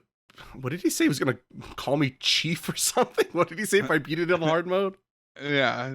You're gonna call you something at the end if I remember correctly, but you know, So I look it's forward to getting this nickname or title I will inherit. and Apparently, because of that, I will go beyond. pretty much, pretty much. All right, back to you, Miles. What else have you been doing this week? Let's see. The other I've been doing because I could and I have the visual novel for it. Oh God. It's not visual. My bad. I meant a light novel. That's what I Oh, meant to say. much better, much better. Sorry. Uh, so I read the Emerence of Shadow. Oh, this is the anime thing, or well, Well, I guess I did watch some of the anime, but you know, it's just like them. No, it's just the same. You know, it's like well, that's usually no, the idea. Question mark. no. And it'll be it's kind of terrible. Anyway, so basically, this is yet another isekai story. My favorite. You know, because you know we can't do anything without having someone has to die before we get powers. Someone has to die to live. So we meet I guess our hero question mark. You know, I guess you Hmm. argue more like a shadow mastermind, or that's what he calls himself. Hmm. Sid, which I'm pretty sure someone in the author play a lot of video games. You know, by a bunch of other names that I'll mention top of my head. Shocker. Uh, uh, so basically, he doesn't want to be the hero, but he doesn't want to be the villain. He wants to be the shadow master behind. Okay. So you know, he wants to be like the guy behind the scenes, the guy who like you know, The I puppet guess master. yeah, no, that's what he wants to be. You know, he wants to be in control, but also look I'll just me, just I'm just a dumb idiot over here. Look at me, I'm a nobody, but I'm the real guy behind everything. You know, I guess that's like his shtick. Hmm. So basically, you know, uh he dies some by accident or something like that, and he's now reincarnated to this world. And now he has magic. So because now he has magic, now Of he can be course. the shadow puppet master of his dreams. Hmm. And so he basically you know, he trains secret at night, or no, I guess kind of like Batman, kind of like he trains like while no one's looking, I guess. But you Hmm. know, to an everyday person, oh, it's just me. I'm just you know a bumbling old man with you know my older sister who's better than I am. I'm not good as her or as particular he is, but no, not me. You know, there's me. Your casual Joe, you know, just a passerby, I guess. Is he like a noble or something? This fantasy world. Yeah, but you know, I guess it doesn't really matter. I'm just kind You of. know, I'm assuming because I'm thinking generic fantasy world, and I figure, well, he's got to have some kind of power and influence like Bruce Wayne in order to even try to even become Batman or whatever he's trying to do. well, see, that's the thing, because he kind of like the story kind of jumps like years. Hmm. So like like you start up when the story starts off, he's like basically reincarnated, Hmm. jumps like 10 years, and then jumps 3 and 5 years after that. So like you know it's a lot of time jumping around here. Apparently. So basically, you know, he learns magic. He rescues I guess there's like these like cult, or I guess cult of Diabolos he calls them. But he think he made up in his head, I guess. He made a fake enemy or something like that. Like he tells everybody, like I want Uh-huh. you, but these people actually are real. Okay, so we make a But no, fake. Okay. but he thinks it's a joke, I guess. Because it's all like he's not a very he's into being grandiose, I guess. Like this, I want to look like I like pull it off at the same time to be like a final stage play, or like to look like visually stunning or something like that. He's not into Mm-hmm. like planning things out so that way it looks cool at the end though, right? Mm-hmm. Yeah. Uh, and so basically he rescues like I guess somehow a squad of girls because Of course. Because anime. anime is uh I guess they're his part of what they call the Shadow Garden. There you go. And so they pretty much are off to fight against the Cult Diablos, which to him, as I guess according to you as a reader, he made up in his head. He just said off the cuff, right? Like some, yeah, these guys, we gotta fight against them because I want to be a Shadow Master. So we're up against this cult that's going to destroy the world, whatever. But according to this world, that cult actually exists. Like the same name and everything. Yeah, but no, he's because the story switches between being third person and being first person. Oh. So it goes on, and like you kind of like every chapter or every like I guess segment break, I guess, switches between third and first. So in first person you're reading as him how he understands what's going on, Uh-huh. and then in third person mode I guess you see how everyone else in reality is actually seeing it. Hmm. So I guess it's very interesting going back and forth, I guess. That's not very common. This is true. So basically, when you're in his perspective, he's making things up on the fly because it sounds cool to him. Mm-hmm. He's doing things for the grandiose, for but it look cool when I show up at the end and I do the thing. So he's tuxedo So, mask.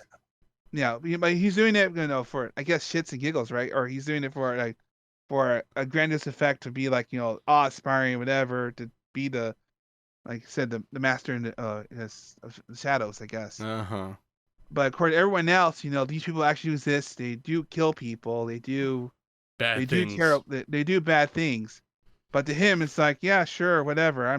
Yeah, sure they do. Yeah. No, he doesn't take it seriously, but he takes it seriously because he wants to be, He wants to be an actor. yeah.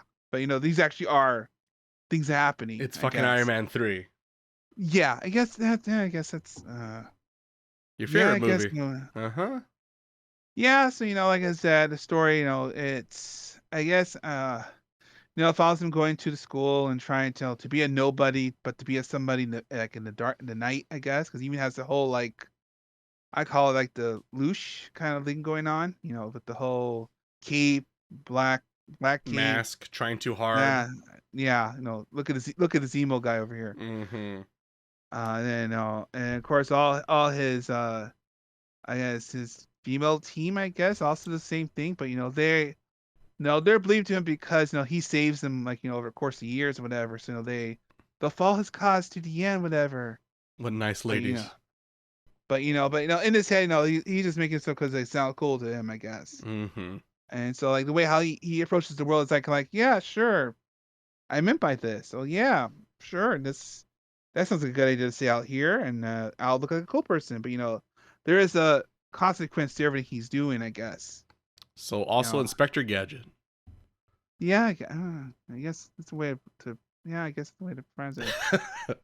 But overall, like I said, it's very there's a lot of blood going around. Oh. There are a lot of like people die. People die. People die when People they're killed? when they kill. You believe that? You believe? Whoa. Whoa.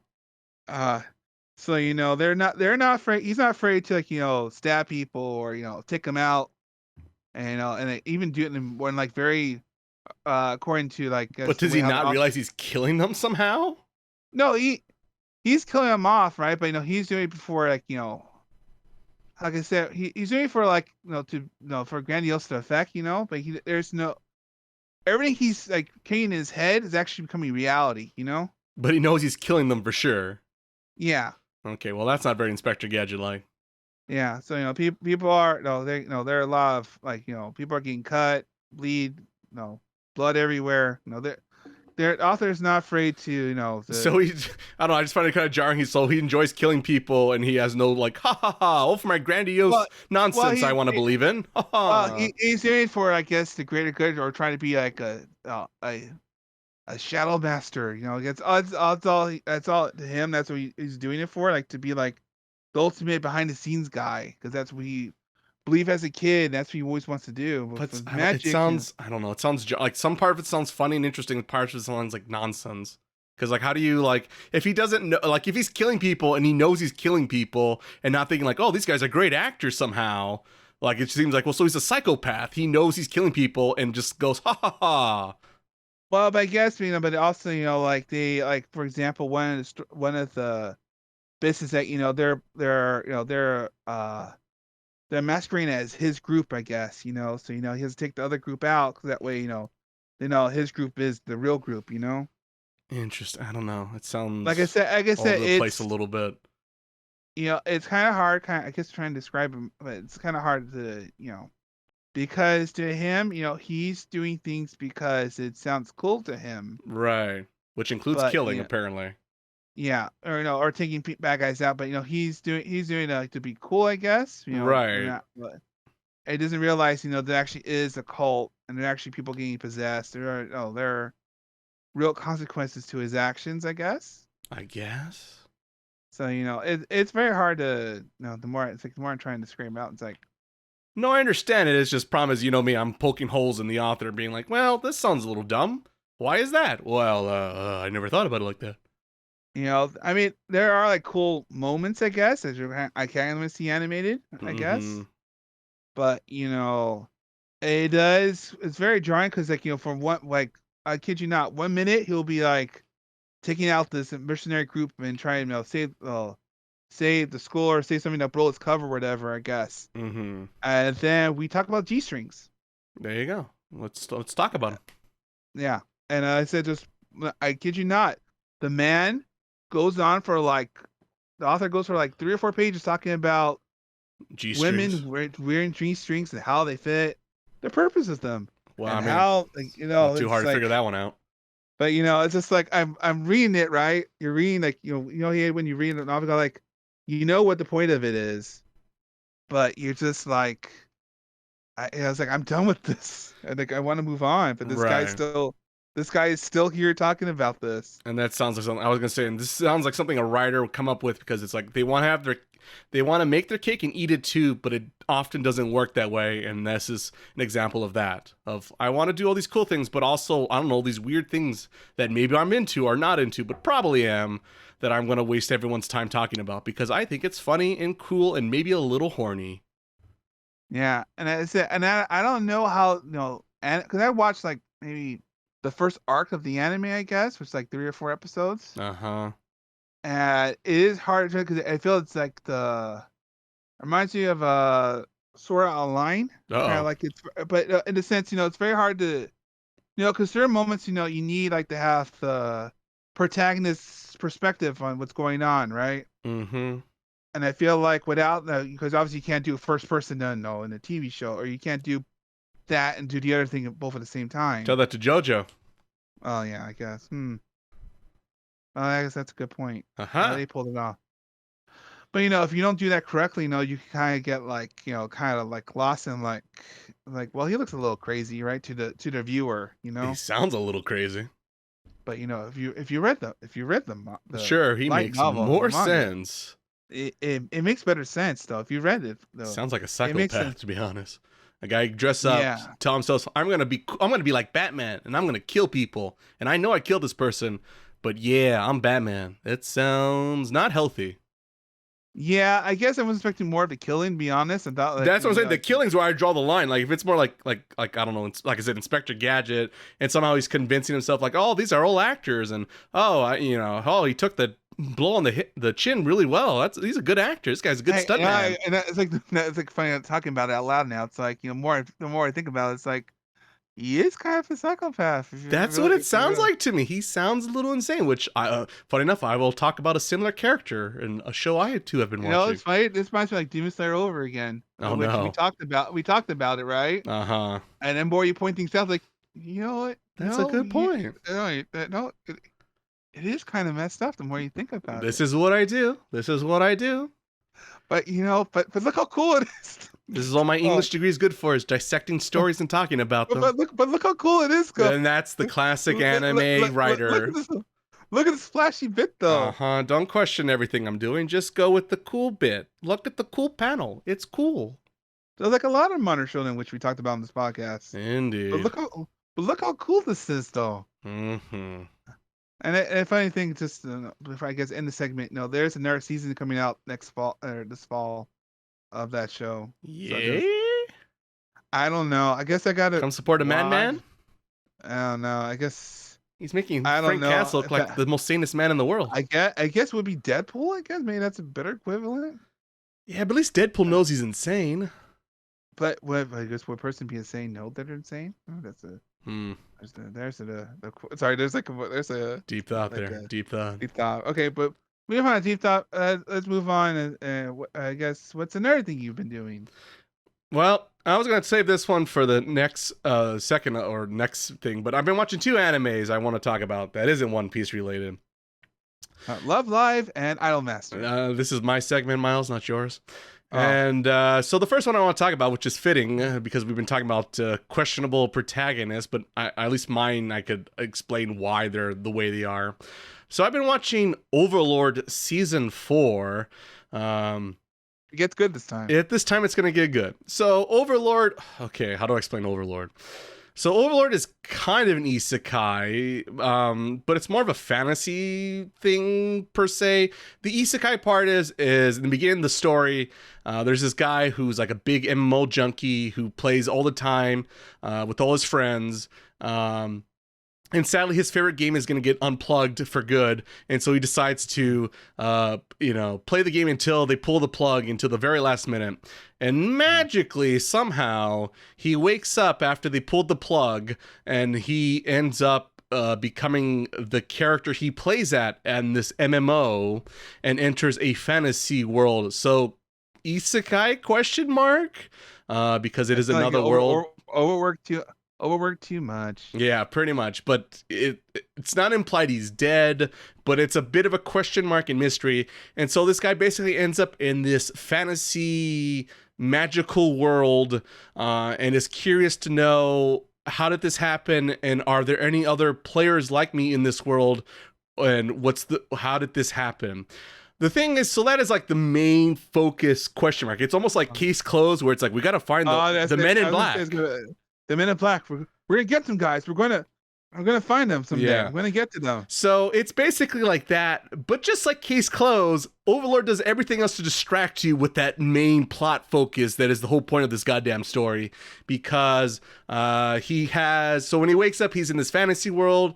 All his NPCs that he and his friends have made playing this MMO have kind of come to life, if you will, and have become his like subjects and followers and are like 100% believing him in his cause and are 100% supportive no matter what he does, right or wrong. They'll do it because they just love him every single bit of the meaning.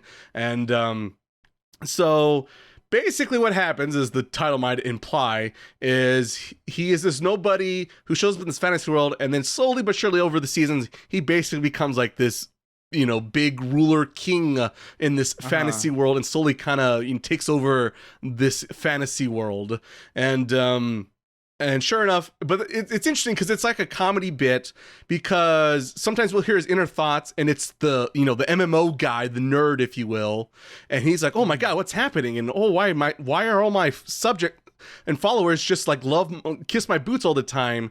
And he really doesn't know what he's doing, but he always tries his best to like pretend he knows what he's doing, and that's where a lot of humor comes in, because his followers will be like, oh, I see, master, you were trying to do this, weren't you? I get it now. He's like, what? Yeah, that's kind of like the Emerson Shadow kind of, in a way, kind of like, exactly, or Everyone else is like doesn't know it's a bit, but he thinks it's a bit. Right, and they're kind of like filling in the gaps for him, right? Despite he doesn't really know what he's doing, and he, like I said, his real goal is trying to figure out is any of his friends in this fantasy world he somehow end up in, and that is the hook. But like I said, it barely comes into play half the time because he's dealing with other kingdoms, he's taking over said kingdoms, he's bumping into all the different like, I guess, fantasy races of like the dwarves and the elves and everything else under the sun you can imagine. And that's what happens throughout the seasons. And it's this very epic tale. And I'm a little late to the party because I think I started this in 2020 when once again I had maybe a little bit more free time than usual. And I caught up on the last season, which I think it came out last year, I want to say. Maybe this year, one or the other.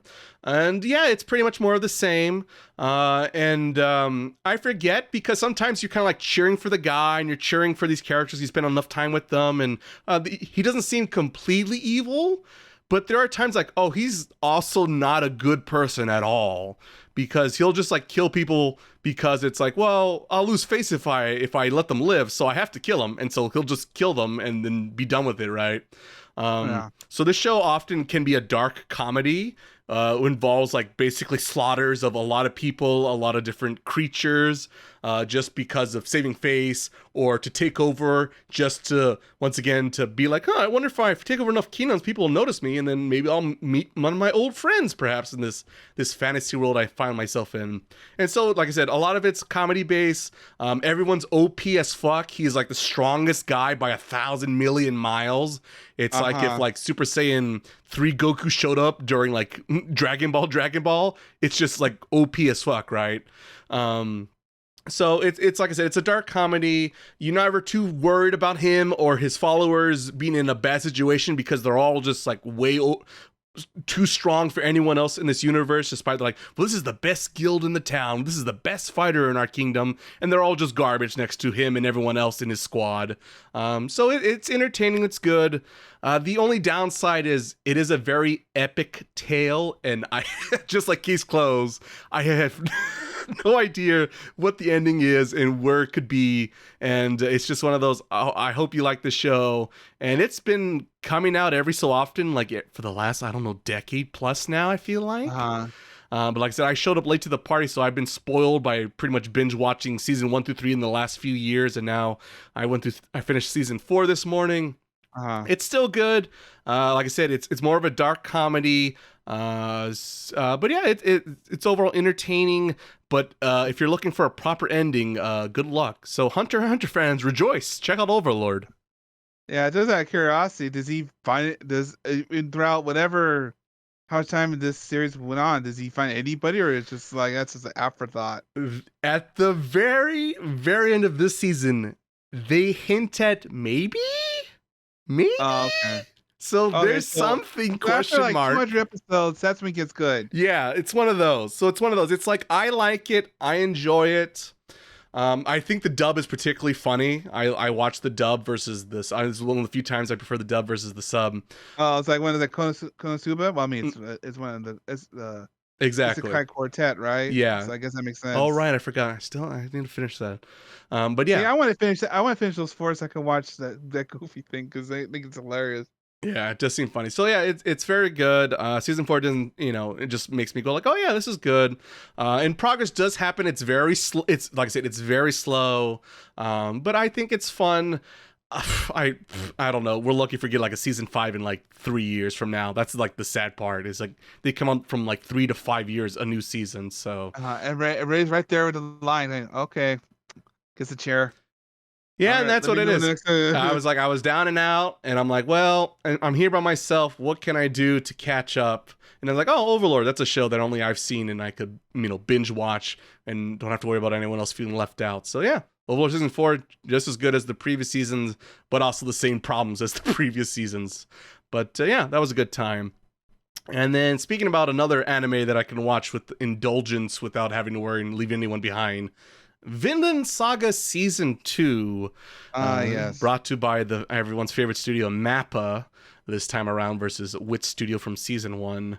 For those who are familiar with Vinland Saga, the season 2 is a very different from season 1. Season 1, for those who don't know, Vinland Saga is like about like Vikings, and it's like a bit of a historical piece. Yeah. Involving Europe and kings taking over other kingdoms and this and that, but not so much over the top as Overlord, perhaps, but just as bloody as Overlord in Vinland Saga. But in season 2, it's the fighting and violence is no longer the focus. It more is deal with our main protagonist, Thorfinn, who is trying to deal with his demons from season 1, be consumed by hatred and rage. And as he gets older, apparently he regrets his youth, if you will. Kind of like Kenshin. And yeah, but it's very different for those who are fans of season 1. I would say get prepared for season 2. It is very different. It is way more slowed down, slow pace. It's a lot, like I said, more dealing with your inner demons and slavery.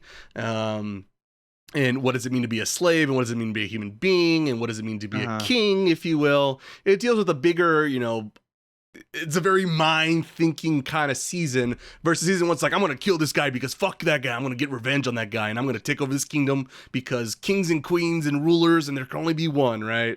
Mm-hmm. So it's very different. It's a very bigger picture, philosophy kind of piece. It's still good. It's still satisfying.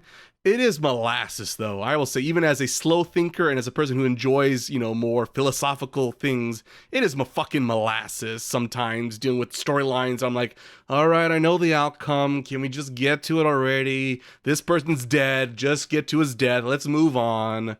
Like I said, it's a little slow. It's overall good. Its message is clear, it's precise. The writer knows what they're doing. It just seems a little, maybe, I don't know if it's more of an anime adaptation thing, or maybe the author's just lingering a little longer than he wants to. I don't know who's at fault, but it is a little slow for my taste. But overall, still good, worth your time, just very different from season 1. And I look forward to season 3, which actually will actually start the Vinland Saga ? Without getting into spoilers. Oh, is there such thing as the Vinland Saga? There is a Vinland. It does exist, and for those who know their history and geographic, it is a real place that is not too far from here, perhaps. So without getting into too spoilers, but so that'll be season 3 will be the real Vinland Saga ? I went from when he says the title and that's it. There it is. There it is. Exactly. So it's it's good. Very different, but still good.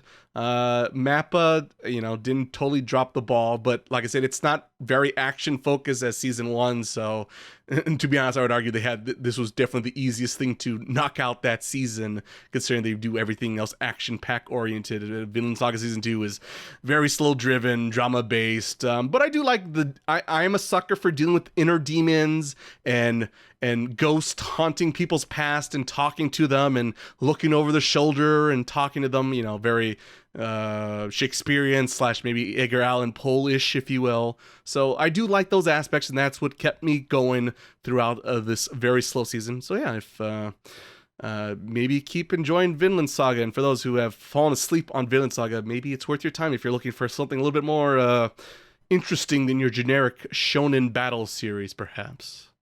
And that is it for my animes that is not involving One Piece this week. Back to you, Miles. Okay.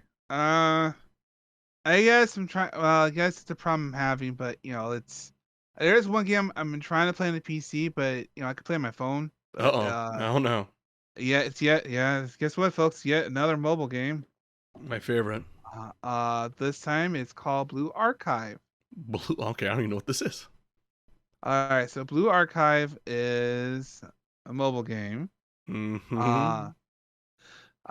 This was kind of more like a tactical shooter, I guess. Of course, it's a little shooter. Well, because it's a lot like you have to strategically push your units, and then you have use their skills and abilities on the battlefield to shoot other it grid-based, turn-based? No, it's kind of like a run and gun, I guess is the way to put it. Like you set up formation, like from the front, the middle, and the back. And you kind of go forward, and you shoot the enemies on your way going forward, I guess. So what? Not Tom Clancy? I don't know, because I'm trying to describe it. Like it's, Because you I said guess tactical. squad Where's the based. Maybe tactical part? squad based. Maybe, but you Is do it. it is it more? Was it Ghost Recon or is it more fucking Call of Duty? Maybe Ghost Recon. Maybe that's a better way to phrase it. Hmm. In which because they're all okay. Let me phrase it in the game. So the game is the world's pretty much screwed, Of course. uh, as you do, and so you as a teacher, I guess, in Teacher. All right. charge. I see this Yeah, coming. that's well, you are in charge of a bunch of schools, I guess, to fight against said evil, I guess. Who's this evil? Is my next question. That's a good question. Oh no. 'Cause Is it all in his head too? no, no, it's not on this head. So basically, you train students, but have to be all girls. Yeah, no, Of course. Now I know why we're playing this. It all makes sense makes now. sense now. And so you train the students, and then they go fight out the battlefield against the evil. Go gets the evil. Go. It's You know, and is it first person or third person? I guess it's third person because it's kind of like they're on the battle. You put them on the battlefield, and they kind of keep going. So But it's kind of like not turn based. yeah. It's kind of I mean it's like squad based. I'm trying to describe like how the gameplay because like you set up your formation, and then you start the map off, and they keep going forward. But they're like taking like I guess they're like taking not damage but cover and things like that at certain places and shooting your enemies. And then you use their skills to wipe out the enemies on the map and keep going forward till all the enemies are dead. So like years? Mm, Maybe. What's the Maybe that's a closest way. game? Because I'm still trying to picture with we got waifu girls with guns playing in third person, but not like action oriented Call of Duty, but tactical, but also somehow not turn. Because when I say tactical, I'm thinking turn based grid, but you're saying no grid, no tactics, but somehow Yeah, but I was tactics. saying, I made more. I mean, I think it's more like squad based because you're making a squad, I guess, and they go through a map. Do they have unique abilities? Yeah, some like do damage certain to enemy types because like each one does certain damage towards other enemy types, I guess. So you gotta get certain people on the field to do more damage or they're weak against them, and then you defeat them and keep going forward, I guess. Is it like real action strategy, or is it like you take control of one unit at a time? One unit at a time, I guess. Oh god, this is okay. All right. Well, it doesn't matter because I can't get to. I've been trying to get it run on the PC because I really don't want to play on my phone because my phone's old, as Is there an everyone knows. official PC release, or are we doing magical stuff? We need magical stuff, Uh which is huh. Bring up. Uh my huh. friend, your friend of mine, BlueStacks. Uh huh. But for some reason, It's and I just not think because happening. it's because it's AMD, because all computers now are AMD ones. Uh It's kind of a pain in the ass to enable virtualization on these things. oh. Hmm. So because I ran an issue at the over there, I guess, trying to run it. Over there. But over there, over there. Apparently. On the PC, I guess, but I can't get the stupid virtualization to work on it. Hmm. And so like I want to talk about it, but I can't get the thing to work on the PC because as much fun as my phone, I'm not gonna, no. So I want to have a bigger, like, see everything bigger, right? And of course, the PC, the gameplay is a little more better because it's limited by my phone because my phone's old. so it's a waifu elemental tactical Call of Duty game. Yeah, I guess that's Okay. maybe This that's all right. Well, I look forward to the anime coming out at the end of the next season. hey. You like that one, the opening though, other one, the Girls Frontline. That Oh, was is a that the good one that one. had a decent opening and the show itself was Yeah, just shit? yeah. Well, the show is what, like, it's like the Mega Man Battle Network. It's all the ones like here's this, but the opening's pretty good banger though. Classic old school Yeah. anime approach. Well, the show might be shit, but these 90 seconds are going to be great. Like, I want that show. Where's that show? I It's hate to not say here. admit But it worked more often than not back in the day. I said, I gotta love those like game animes, I guess. Game animes. Video game animes. Is that what you call it? Done dirt cheap. But the opening's pretty banger though. we focus we focus on the details that we need to focus on. Yeah, so that's the end of my week, I guess. That's all. It's the end of your fantastic waifu war games, it sounds like. Yeah. Well, Well, it's like, I get to play it now and see how they are, I guess. only the best Well, waifu games for Miles. because I guess my Star Wars journey is now was it suspended? So, anything to get the fix in? Like the classic Getting the shakes now, are we? Was it Epcot or something like that? It's like your time travel journey has been Been paused. So like Your whatever, waifu wars have been paused for the moment, waiting for the next janky game to play. Yeah, but look how cool. Only the best games here on Otaku. Only the best, the hottest, freshest games. What? Final 16? Yeah, sizzling. I swear we're better. We're usually better than this. Usually weeks, folks. Most weeks. Okay, that's cool. I like this every week. Yeah, well, that's true. That's also true. Oh, I think I just took major damage right now. Damn. Okay. I think you did just a little bit. Self-inflicted. It's all right. You got confused. You hurt yourself. It happens. Damn confused, right? Anyway. So I guess is there any more to your week? You want to head into, I guess the final bit. Well, I guess to prelude into our big discussion of the week, being the live-action adaptation of Netflix's One Piece, I just want to talk about One Piece itself, referring to the original manga itself, the original comic book that started all this wacky, crazy adventures, all these, I don't know, 20 plus, probably more like 30 years ago. To warm up our listeners still. So is it gonna be like a good thing or a bad thing? I'm just curious. It's me just looking at one. So, okay, let me start off with my interest in love, care, appreciation for One Piece.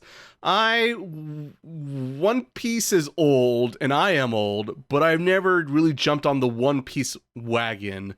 I tried to many, many moons ago, and I only got so far, and I kind of lost interest. And time has passed, as Naruto have come and fallen with our Bleaches, and our My Heroes, and our Jujutsu Kaisen these days. And our Borutos. We don't fanfiction. We don't count fanfiction around here, Miles. And I got to the point of like, well, what's the last of my generation, if you will? And pretty much the answer is One Piece when it comes to that. So I said... Outlaw Star? Outlaw Star? Yeah, well, I mean, that's definitely our generation. Don't get me wrong, that's a good one. But that's one season of an anime and not the epic that is goddamn fucking One Piece with 1,000 billion plus chapters now. 1,016 chapters. That's all. Such a light, easy read to go through. Let me tell you, a little with 1,000 episodes of anime to go along with it. So I've gone back and said, all right, I've surrendered. There's nothing but hype with the live action adaptation. What the fuck? Let's go back to the original manga and let's see what all this hype is about with Luffy and his Straw Hat Pirates. It's fine. The interesting thing going back, because for the longest time, my disinterest in One Piece really came for its art style. It just seemed very cartoony and goofy, and I was at that age of like, I'm looking for a mature. I'm swirling my wine glass, taking a flight. Where's the bleach? I'm looking for the finest Naruto bleach. Your young adult anime, please. And then I look at Luffy and his stretchy bullshit. I'm like, oh no, I'm a real adult over here. The 13-year-old swirling his glass of wine. What is this accent, by the way? This is a weird accent. I don't know, but it's like lazy man British apparently. So that was my biggest thing that just really got me not into the show. But going through it now, it doesn't bother me as much, if not at all. So I don't know if that's just good or bad. I've seen enough anime since then that I know anime could be this and that, and it doesn't have to always be a certain look. I've gotten too old and I see it, or I'm just kind of used to it because it's in the zeitgeist in the back of my mind. So I've gotten used to its art style, if you will. So yeah, I don't know. So, but I guess that's a plus. It no longer is a negative. But I definitely can't say it's a plus either. It's very like, well, this is the art style. It is what it is. You know, you can't help it. Apparently, question mark. At least when it comes to Oda and the way he draws his characters in his world. The thing I do like a little bit more, I feel like this time around, is Luffy in regards to how stupid he is, I guess. Because there are times where it's like a very serious fight and like, oh, the stakes couldn't be higher and this and that. Like, for example, on slightly spoilers question mark to a pretty early arc, but not, you know, pretty early on, as real One Piece fans are, where he's fighting Arlong for the first time, and it's, you know, this is like probably, I'd argue, probably the first serious fight in the show, and he goes, well, Luffy, you know what the difference between you and me is? And he's like, our noses? What? No. Like, just like, and he says something else, like really just dumb, quick, like, he's like not trying to be a smart aleck, but giving smart aleck responses. So it's pretty funny to see how simple-minded and how dumb he is in a very serious situation. It is kind of unique and refreshing, because the only times you get like that is like more like with like Yu Hakusho and Bleach, where like they're more delinquent smart aleck, you know, characters. But Luffy is. He's basically giving those answers, but not trying to give those answers. He's just saying it because that's all he knows. He's unintentionally giving weird, like, the answers that like maybe a smart I would say. Yeah, exactly. So I do appreciate that, because that's pretty funny and unique that I don't see very often other characters. The closest maybe would be Kid Goku question mark, just because, you know, for both of them they're pretty similar because everything's kind of, you know, new and fresh to them, and they don't know how to react, and so they're just kind of, you know, being bluntly honest like a little kid would be. So, you know, there's times like that I could appreciate it. And so Luffy's okay, but the problem is so for those who are once again familiar with the series, I am like 100 and I don't know 30-ish chapters in now. So we've entered the grand line, I guess. Only 930 to go, right? Yeah, I know. I'm so close to finishing. I'm gonna knock it out real quick. But the problem is time has progressed, and you know the series has developed and changed and grown. My problem is my brain, when I read One Piece, I guess Dragon Ball, little kid Goku shows up, and you know when you're reading Dragon Ball, you don't, it's very like Saturday morning cartoon where, oh, we're gonna go on adventure and wackiness, and little kid Goku's gonna one punch man his way to victory, and you know, no stakes are really real or nothing's really hard. You know, we're just gonna have a good time and have some laughs and have a little adventure along the way. But as the show progresses, it tries to, you know, get away from that and become a little bit more serious, but my brain just can't allow it. And Luffy's character makes less sense in a real serious situation. So it kind of rubs me sometimes the wrong way and kind of bums me out, I guess, and makes Luffy look like a crazy person once again with his like bipolarness, if you will, with him, you know, trying to be still silly kid Goku, but then also he has to deal with like real serious, you know, situations, like I don't know, like Naruto would do after the events of pain or something like that, and it just doesn't work for me. They say you rather him be like this series be more like comedy or be more action, I guess, right? You can't. It's very hard to start to distinguish the two. Yeah, it's hard because like, yeah, exactly. It feels like we're, you know, we barely collected the first set of Dragon Balls, and apparently now Vegeta's here. For Dragon Ball fans, it's the equivalent to me, and it's just very jarring. And I remember that part in Dragon Ball. Really? Yeah, maybe question mark. Yeah, I guess so, right? Because of how far it goes in power levels and this and that. That's probably more correct. But the thing is like somehow I guess I'm waiting because Dragon Ball is a similar moment, to be fair, with with General Tao, right? Where like shit gets real. But it just seems weird to me. Because we get a lot of things happen before we get to General Tao, right? And yet it feels like we're already, once again, with Raditz, you know, hanging about, but like we haven't worked our way to get there. So it's kind of jarring to me, but I don't know. I like it as a comedy. I don't like it as a serious battle shonen. And there are times I'm thinking like, well, according to this power level, shouldn't this guy just be dead with this like 2-hit combo? But yet somehow they're just, once again, Saturday morning cartoon, the way like dusting themselves off, like, it's fine. It's just a scratch. Yeah. No one really dies in this world. But like the show goes, no, but they do though. But I'm like, do they? I just don't believe the mangaka. Well, it's like, because I read it too. Well, I read probably a little bit farther. I read at least 300. Mm-hmm. But to me, it is kind of jarring when you see one chapter, Luffy's being just a dumb character. Like, I just want to eat. I want this. Let's do that because it sounds cool. Right. I want that guy. I want that guy because he's cool. And then the moment when something like terrible goes on and things like that, all of a sudden now he's like, okay, it's time to put on the protagonist hat on. Right. And then now I'm Shonen Jump. something. I guess I'm going to now say something cool and do the shonen thing. And do the cool thing. Yeah. Because it's very hard, kind of like, because Kid Goku, right? He's like that for like a good chunk of the day. He grows up, right? Yeah, right.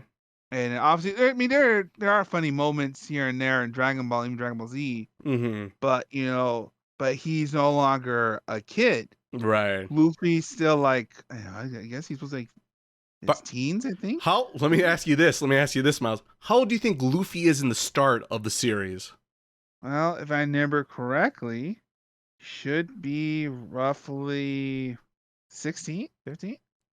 He is 17 years old in the start of his journey to become the Pirate King, which when I saw that, I went like, what the fuck? Are you shitting me? He is way too old and too stupid to be 17 years old and still think this way. To me, like, you have to be like, I don't know, at least 14, 15 at max. 17? Yikes. Well, I guess maybe I don't pay attention to that number, or maybe I just, I get. Well, the problem being is, like a lot of those shonen protagonists back in the day, right? In the same era, you might say. Mm-hmm. A lot of them are trying to do like I want to be comedic, right? Because I don't want to be a whole like you want to be like Bleach, or more like serious. Jujutsu Kaisen, more like edgy, edgelord, more dark. You don't want that. No. Like they want I want to be fun and go on an adventure, but which also makes I want sense. to have serious moments. But it's just the problem is when, like what we mentioned, is when it gets serious, it's just kind of hard for your brain. Like I said, it's like going from Dragon Ball to Dragon Ball Z, like in an instant, while we're still doing little adventures and collecting the Dragon Balls and fighting Yamcha in the desert and punching mummies and in these silly, crazy pits. But then all of a sudden, here comes Frieza killing off all the Namekians and this and that. It's just, it's very jarring. I'll admit, I know this is probably a later conversation when we get there, but that's why I kind of appreciate the live action, because they literally don't really go that route. They try to be making more. Do, yeah. When we get there, they do change Luffy's character to make him believable and make more sense. I would argue, for a real world setting. Yeah, because a lot of his actions make more sense than doing the manga. Because I forgot because I did skip. I did read through the manga a little bit here before we started. There are a lot of lines like there are a lot of Dragon Ball lines in there that didn't make the cut, and I can see why, because it doesn't really. There's no real thing other than also trying to be goofy, And that's what it is. Yeah, he likes to be silly. He likes to be funny, which is fine. It's just it's hard. And I said the same. And to be fair, I said the same thing about Toriyama and more current Dragon Ball content and media. He's always trying to be, because at the end of the day, Toriyama is the godfather of battle shonen manga, but he doesn't want to be the godfather of battle shonen manga. He wants to be the guy famous for poop jokes from Dr. Slump, and so he tries his best to keep incorporating that into more current Dragon Ball content.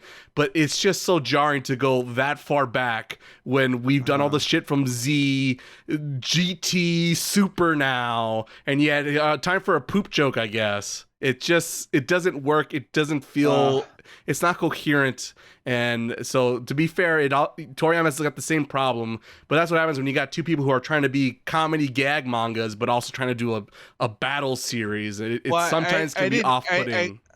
I didn't unintentionally go there, right? The unintentionally Question mark? try to be and then but especially like in One Piece, it is very jarring because every other chapter you go from being like, this is funny, Hmm. and it's like, but now look, people are hurt, people are dying, question mark, and now it's time to get serious. But he was just funny like a minute ago.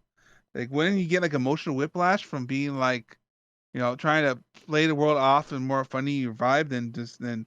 But now it's time to get real serious though, because even though there'll be like manga panels of him understanding, because to be honest, I didn't like for a couple of times there, I didn't know he understand what's going on. Right. Yeah, it's But hmm but then there'll be moments like, well, that looks cool, but if you in context, it looks like he does like you say he switched like personalities. personalities Yeah, there, yeah, yeah. Exactly.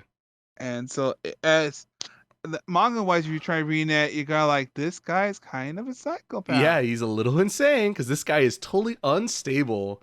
And to me, the best scene, once again, slightly spoilers, is the scene where they end up on the same place where they kill what's his name, the Jolly, what's it, Gold Roger? Is that what his name is? The king of Yeah, the uh-huh. And there's this whole like dramatic beat and scene where it's like, oh no, they're gonna kill Luffy. And like it's supposed to be played seriously, like, oh my god, they actually are gonna kill Luffy. But of course they don't kill him because he's the protagonist and he has 1,000 more chapters to go. So of course he can't die.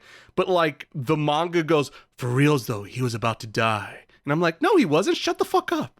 yeah, So it it just isn't, is. it doesn't work. It's just they're trying so hard to be serious sometimes, but like it's just utter not like just don't. Just be wacky, silly, good at, like there's nothing wrong with being silly, wacky, good at little adventures with pirates and sailing the seas and meeting a bunch of wackos and fighting their silly abilities because by the way there's like 1,000 devil gum fruits apparently by the way. You mean devil fruit? Devil fruit, whatever they're called. It's just that's the other thing. Like to me, it's like in the beginning, it's like, oh, devil fruits, oh, they're so rare and so unique, and like they keep bumping to every single fucking person who fucking Well, even had a every like a stand, milkshake or something from them. never like every stand user finds Glad their stand user. sad uses a check. I'll just sad you. Honestly, they need to start. All right, look forward to that line to explain that bullshit because that's like the other hilarious thing.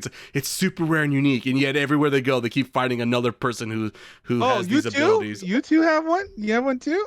And Oh, I have one too. I look forward to see if we ever try to explain the nonsense of the devil fruit, but I doubt it because oh no, that sounds like explaining, and I don't like explaining. But we'll see. Wow. Maybe I'm being unfair. We got 1,000 more chapters to go, and to explain the world of One Piece and on the Grand Line and how it works. That's also kind of nonsense, Oh, by the way. I'm here to see the power ups because I know like recently there's like he got like a super form, or get basically like Super Saiyan God, I guess. I mean, I don't. yeah, I don't know how that works. Like I said. where's Frank? Where's Phoenix? Yeah, I know. That's I look great. forward to having Frank on the podcast next time once again for One Piece Talk since he's our resident One Piece fan, big super fan, and I am definitely not one of those persons. And I'm trying my best, and like I don't hate it. Like let's put it this way: I love giving Hunter x Hunter a bad time and a tough time. And all the bullshit I'm giving about One Piece, I enjoyed reading One Piece more than watching Hunter x Hunter the anime. But who knows? Maybe Hunter x Hunter the manga is better? Question mark. But I haven't gone there yet. If you had a show in Japan, you could find Yeah, out. well, soon I guess I can find out. But so yeah, it's fine, but it's very jarring once again with the bipolar Luffy. And yeah, I don't know. I I'm just curious because I don't know how Usopp should be dead. It's simple as that. Well, poor Usopp's basically He like should have been dead. Like Krillin dies in Dragon Ball. I just want to point that out. So I look forward to Usopp's death because he needs to die. He makes no sense how he's alive. Yeah, I'm not dead. Somehow he doesn't die. It's impressive to be honest. Gotta love that Squad 4. Yeah, gotta they're really good at reviving Squad everyone. They have another pirate crew out there, and it's interesting to see the humble beginnings of other characters who I know become a bigger character down the road. Because it's like, oh, look, all right, here they are introduced. I know who you are, and something about you because of, once again, the zeitgeist of anime. And it's kind of like, oh, right now you're a mysterious figure. Ooh. Yeah. It's kind of I say that because the whole, like, it's a whole caboodle because, you've seen the crew and, like, but here's how the crew started. It's like, it was only 5 guys. That's it. Right. So yeah, it's hmm. I guess we'll lead into the live action. Yeah, might as well I lean guess into it. So yeah, mix opinion, but overall still someone on the positive. I say 60% positive on the One Piece manga, and which is fitting because of course I did it because of the Netflix live action. I might as well I'll take over, give you a chance to talk, and let me stop talking for a Yeah. minute. This time though, this time we figure it out. Mm-hmm. No Cowboy Bebops this time, everyone. Oh god. No gosh darn Cowboy Bebops. No change the story willy nilly and going. Really? This is where we're like. But look how edgy this. Anyway. Uh, so the hot live action thing would actually, what came out recently, it's actually pretty okay Who'da thunk? for like being what it covers, especially how much it covers. Right. It doesn't do that. And then argue it does some things that kind of reminds me a lot like Scott Pilgrim in a way. Hmm. In which, like, Scott Pilgrim, like, they cut a lot of stuff from the manga or the Oh, the original comic. comic, 'cause a lot of fluff, right? So Right. what you get in the movie, well, makes sense because we don't have time to do, we don't have time for it, Mm-hmm. And I feel like in this live action version, they get a good job of creating up content they need to, and getting straight to where we need to go, I guess. Mm-hmm. For being like only like eight episodes. 8 episodes. So first off, shout out to the casting people because I think everyone's pretty much on point. It's surprisingly good. Like referring to the casting and the people who portray these characters and make them believable and realistic, and somehow they found the right people for the job. Heck, for like Luffy himself, I mean, like how do you describe like how Luffy is, right? But the person guy does a very darn good job of it because like that's what Luffy is, It's he's loud, but he's also like but he cares though, and argue he does a better portray of how Luffy's supposed to be than the manga version of him at where they're at, I guess. Yeah, to me, I like a lot because like I said they change his personality, not a lot, but they change him just enough to, like I said, make him believable. Because to me, he's basically, instead of being insane bipolar, they make him more like Ted Lasso, if you will, where he's just a believer in positivity and trust people without a flaw and a doubt, and has no hesitation, no doubt that what he's doing is the right thing, and that his friends are doing the right thing because they're his friends and this and that, and they wouldn't, do this or betray him or do bad things. They're, he just believes in his crew with 100% with certainty, and it's just kind of, it makes more sense, and it makes him a little bit more stable and makes sense of his character, especially if you're familiar with such a character like Ted Lasso, where he's just oozing positivity left and right and just believes in their cause and their friends. So yeah, that was a good small change, and really emphasized that part about Luffy's character, and once again made it for a bigger, wider audience. And which, man, oh man, once we could just like describe characters and villains and their costume designs, and somehow they kept them all pretty much intact, which is very impressive. You have to give credit to the fact, Ray, that it looks believable. Yeah. There's no wigs. There's not yet. Man, okay, I mean there are different hair colors in that manga, whatever. All the weird anime colors, they're there. Somehow they're there. Yeah, but I guess, it's not too jarring. It fits the world we're in. Right. And and for being One Piece itself, if you look at One Piece, like you mentioned earlier, it can be very jarring if you're used to showing stuff today.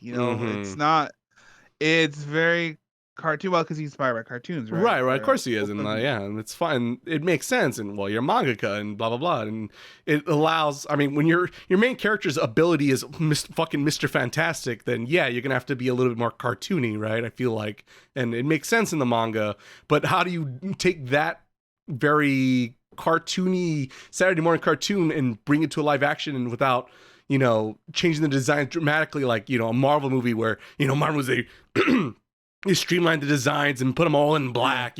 Wolverine isn't in his big old yellow blue costume with the claws, right? Or they modernized like a lot, like Iron Man suits or things like that. Oh yeah. Mm-hmm. More more like, more mainstream, more easy to understand. Yeah, It's a lot of, the 'cause that the is the Dark thing. Knight way of thinking of things. Yeah. And I think the way they did that is pretty damn good. I think it's probably, I would argue, probably the best one I've seen so far of trying how you do something like One Piece, which is very, can be different. It's like, you have like sheep people, you have, Right there.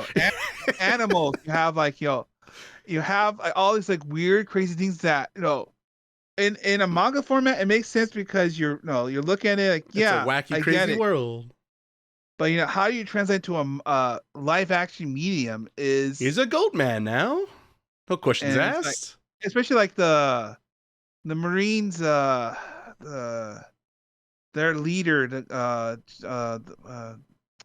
because he had the metal jaw, right? Oh, But they right, did, yes. but because like, how do you describe that in the live action? And they did pretty well of showcasing it in live action. Right. You know, Buggy himself. Oh, right. How do you? Buggy's like the biggest, like, huh?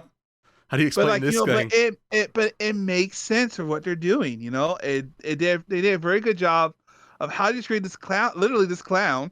Uh-huh. How you translate it into live action? And That are was a task. That was a task. because like, everyone's looking at it like, what is A this? Like, pirate look at this. clown that can separate himself. What's this all about?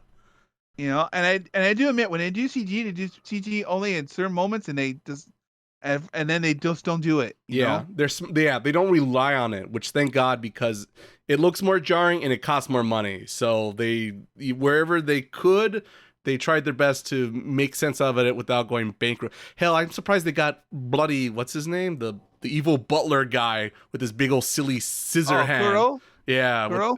fucking discount Edward Scissorhands. Somehow they made that design somewhat believable and made sense. That's impressive, let me tell you.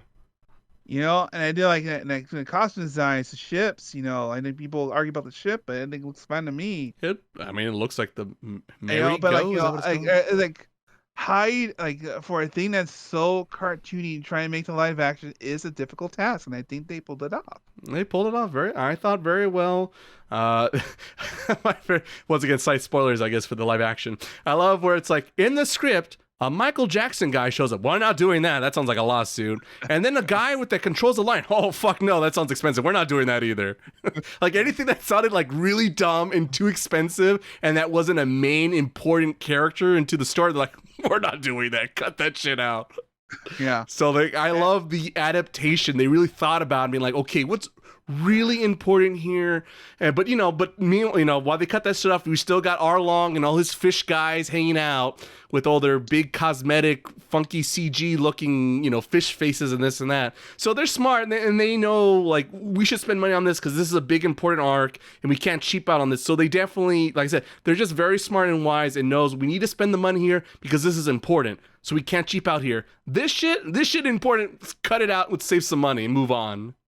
And I said, more like you said, it's the adaptation. Because they're not translating, putting everything that was on the Nope. manga on the stream. Because some things, Thank God for like that. a lot of Luffy's sayings, like you kind of go, what? Yeah, like I said, Luffy's insane, as we talked about before, and they made him more realistic and down to earth in this adaptation. And my goodness, I say it every time, but oh my goodness, thank you for people actually making an adaptation, taking a source material, looking at it, dissecting it, and saying this is what we want to focus on for our version of this idea, but not copying and pasting. Some people want to copy and paste, which I don't know fucking why. Why would you want to copy and paste the same thing? If you want to go see the original thing that you love, go read the manga Yeah. or whatever, the source materials. Like I remember mentioned before about like Ghost in the Shell, right? Oh my It's God. like, which is like, it's like clear, like just like, I want to do this scene, this scene, this scene, this scene in this movie, but it doesn't make much sense in this movie. But I want to do all this scene because that's what everyone knows, right? Uh-huh. We got to do the greatest hits. That's what because you do you do that in which you do the greatest hits, Uh-huh. and like, no one's happy because you're not even doing the new or anything else. You're just doing the greatest hits, Mm. or you have the Cowboy Bebop, which like we're going to do our own direction, but you're not committed 100% to any direction. You still want to do, no, you still want to do your greatest hit still. Right. And You know, I see your Ghost in the Shell live action adaptation, and I raise you Ghost in the Shell manga versus Ghost in the Shell the anime. well, yeah, there's Exactly. Everything's an adaptation. I'd argue people need to make adaptations in order to make something new and interesting, refreshing for a newer, bigger audience. Ideally, usually that's why you do these things. And once again, look it up. The anime versus the manga is quite different in Ghost in the Shell. And it happens every so often, but a lot of times people just want the same thing they saw before. And to me, I'm like, why? Go read, once again, go read the story, go read the manga, whatever it is the case. A new thing has to be a new thing, but keep the soul of the original. Just like I talked about the RE4 remake, they took the understanding, the soul, the essence of the original and enhanced it for new generation. And that's what people need to do with adaptations. And sure enough, these people over at Netflix in charge of the One Piece adaptation did a hell of a job. yeah, for like cutting down certain arcs to the way how they did certain arcs. The only downside I think some arcs got a little short-handed. A little bit. And like but obviously because of 8 episodes. They don't have time for it. Pretty much. But like especially I feel like at the end, especially without getting too spoilerly, I feel like that got a little less than the other ones did. Mm-hmm. But you only have 8 episodes, someone needs to explain why is it only 8 episodes? Why can't we do That's the 12, budget, apparently. And that's why I never understood. It's like because it's like the Disney shows, all the other Right. like every it's like 8. It's like what's this? HBO? What is this? Are we on budget HBO? No, or well maybe. I guess could maybe, be depends on the production, but yeah, I don't know. It's always between it's like 6 and 12 episodes, right? Is usually the sweet spot for, but something like this that's not like a guarantee, massive hit, guaranteed season 2 greenlit. Yeah, no, 8 to 10 is probably the sweet spot. Yeah, and then for where we at right now, I think it did a pretty good job covering like a good handful, like at least it's like 80 chapters of material at least. Yeah, and they did it like in 8 episodes. That's like 10 a chapter, or 10 chapter. That's 10 chapters an episode. That's pretty damn good. And the more I'm more impressed with the fact that they incorporate other characters' storylines in here. Like here's Luffy doing this over here. We'll go back to the Marines, right? Mm-hmm. A lot of Marines, which is interesting because in the original manga, a lot of the stuff that's like actually happens in the TV show is like implied in the manga in like one-shot panels. Yeah, like in every beginning of the chapters, like the early chapters. Yeah, like it'll show like, and here's what happened with Buggy or with the Marines or one of the other pirates that they bump into on their journey, and like he slowly like builds upon it and like does like like a little story with them, but it takes like weeks and weeks and weeks to get anything out of it. But it's like interesting. It's like one panel, right? So you're like, okay, so this last time we were here and now we're over here. How do we got here? Right, like little shorts, I guess, right, to explain how do we got from A to B, kind of. Yeah, but like here, like in this adaptation, they do a lot of like, well, this is going on. Let's go back over here, check what these guys are doing over here and what they're doing. Which is funny because I forgot. I really thought like, oh wow, in this adaptation they really play up these characters, but it's like reading the manga, I'm like, oh no, he kind of implies this stuff does happen, and they went with it in this adaptation. Said, yeah, let's focus on that a little bit more. And like and just the fact that a lot of the characters seem more fleshed out. They seem like everyone has a purpose. Being on there. No, there's no character. It's like look at this. Right. Clearly, like this one didn't get much love than the other ones, but everyone got a good amount. It's pretty darn good for what it is. Right. My only complaint I could think of off the top of my head right at this moment is to be fair, they did a better job than the original manga, but not by a lot. And because it's funny because I like I said, I've been reading the manga and then I watched the live action curiosity to see the difference. And Zoro's backstory still kind of sucks in this live action. Wow. But the thing is, when I read the manga, I literally laughed at like, oh my god, that is so fucking dumb and lazy. Oh my goodness gracious. Oh my god, it was just too much. In the live action, they try their best. It's not as bad. They at least they don't explain what happens to her without once again the spoilers for people who don't know. But oh my god, I laughed out loud when I read the manga. Oh yeah, she's gone. What? I'm sorry, what? It's just so comical.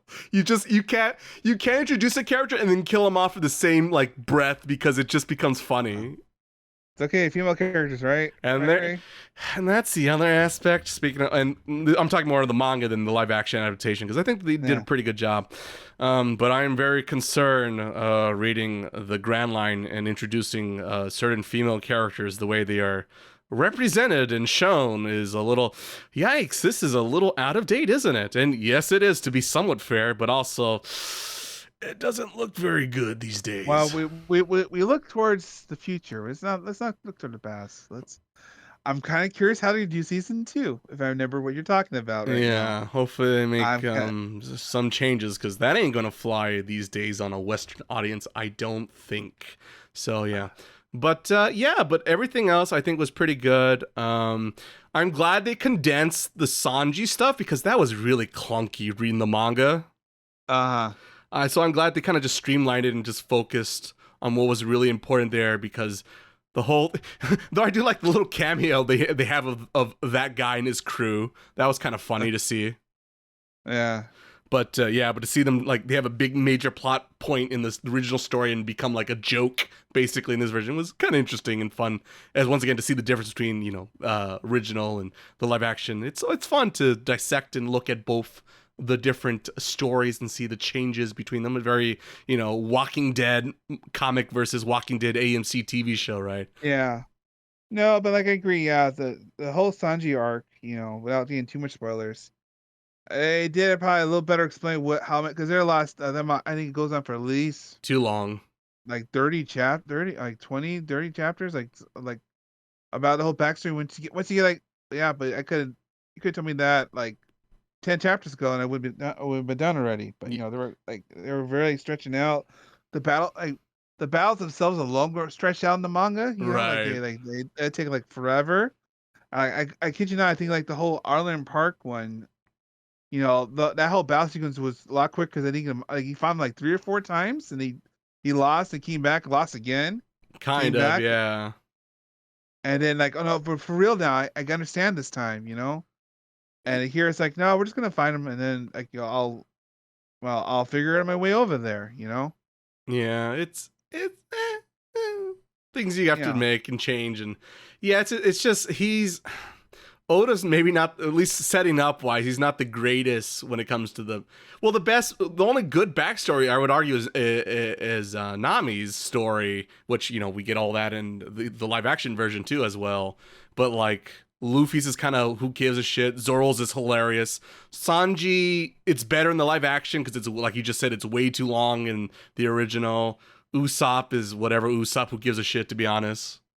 Well, Usopp's like he's the Krillin of the group. We just go, oh, Usopp, you're worthless. Ha ha ha. Yeah, it is funny. Even this, they really made sure, and he's just saying some crazy stuff. Oh, that's Usopp for you guys. He's going around town saying the weird things. Ha ha. No, it's like right. And no one's taking him seriously, which I don't know is good or bad. Well, I mean, it's true to his character, so. Wait, I mean, it's true to his character, right? But I feel like, I don't know, for me, how much screen time he has, I feel like. What's the point of him?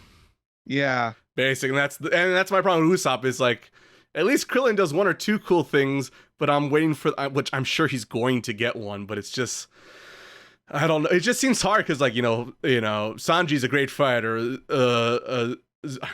I keep back and forth because in the manga I'm reading, he's called Zolo still, back from the original, because we don't want to say Zoro because that sounds like a copyright infringement. But like all these guys are like really strong and powerful, and then here's like fucking, I don't know. I would argue more like Yamcha. Let's go 1 tier below. Would it be Yajirobe? No. There's a question. Who's stronger? Well, prop. Oh, here we go. I like how this. Now here. No. See, folks, we have on the podcast sometimes. Questions are fun. Questions are. All right, enough for one, please. Let's talk more about Dragon Ball. Dragon Ball. Because that's what we do here, apparently. I guess I guess technically, if you think of it, I guess Yamcha's stronger. At the time, I would argue Yajirobe was stronger, but at a certain point, definitely after the Saiyan arc, I would probably Yamcha, I suppose. Probably. Thinking about the power levels. Who would it be? Who would it be? Because apparently fucking Master Roshi is the strongest of them all. God. Tien goes down in the fucking battle royale. I just want Tien, the strongest human being, goes down before fucking Krillin and the fucking androids and Master Roshi. Here we go. Oh my god. What was it? Yamcha too busy?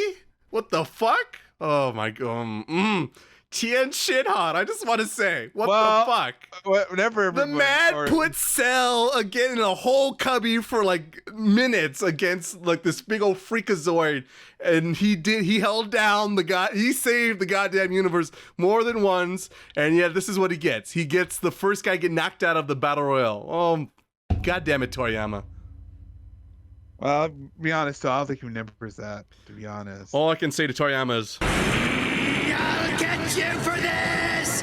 You won't escape my wrath! that's goddamn right. Yeah. Well, we can't always win them all. Apparently not. So what else about live action One Piece, if anything, instead of, hey, that's actually not bad, you should watch it? I just realized how big the snail phones are. Those are big snail phones, which I'm still wondering how those work, both in manga and live action. I do also like the fact that even like the animal has his own, like they have one look just like him. Apparently, they dress the snails up to look like the person that's speaking, which I think is like, why? Who would do this? Why Too much time on their hands, apparently. Speaking of which, slightly spoiler without getting into details, is all that stuff in the live action going to happen in the manga? Because that didn't happen in the manga, at least not yet. No. Oh, so that's live action thing only. Yeah, it's a live action thing only, to be honest, because I don't remember any. Or at least as far as you got, at least.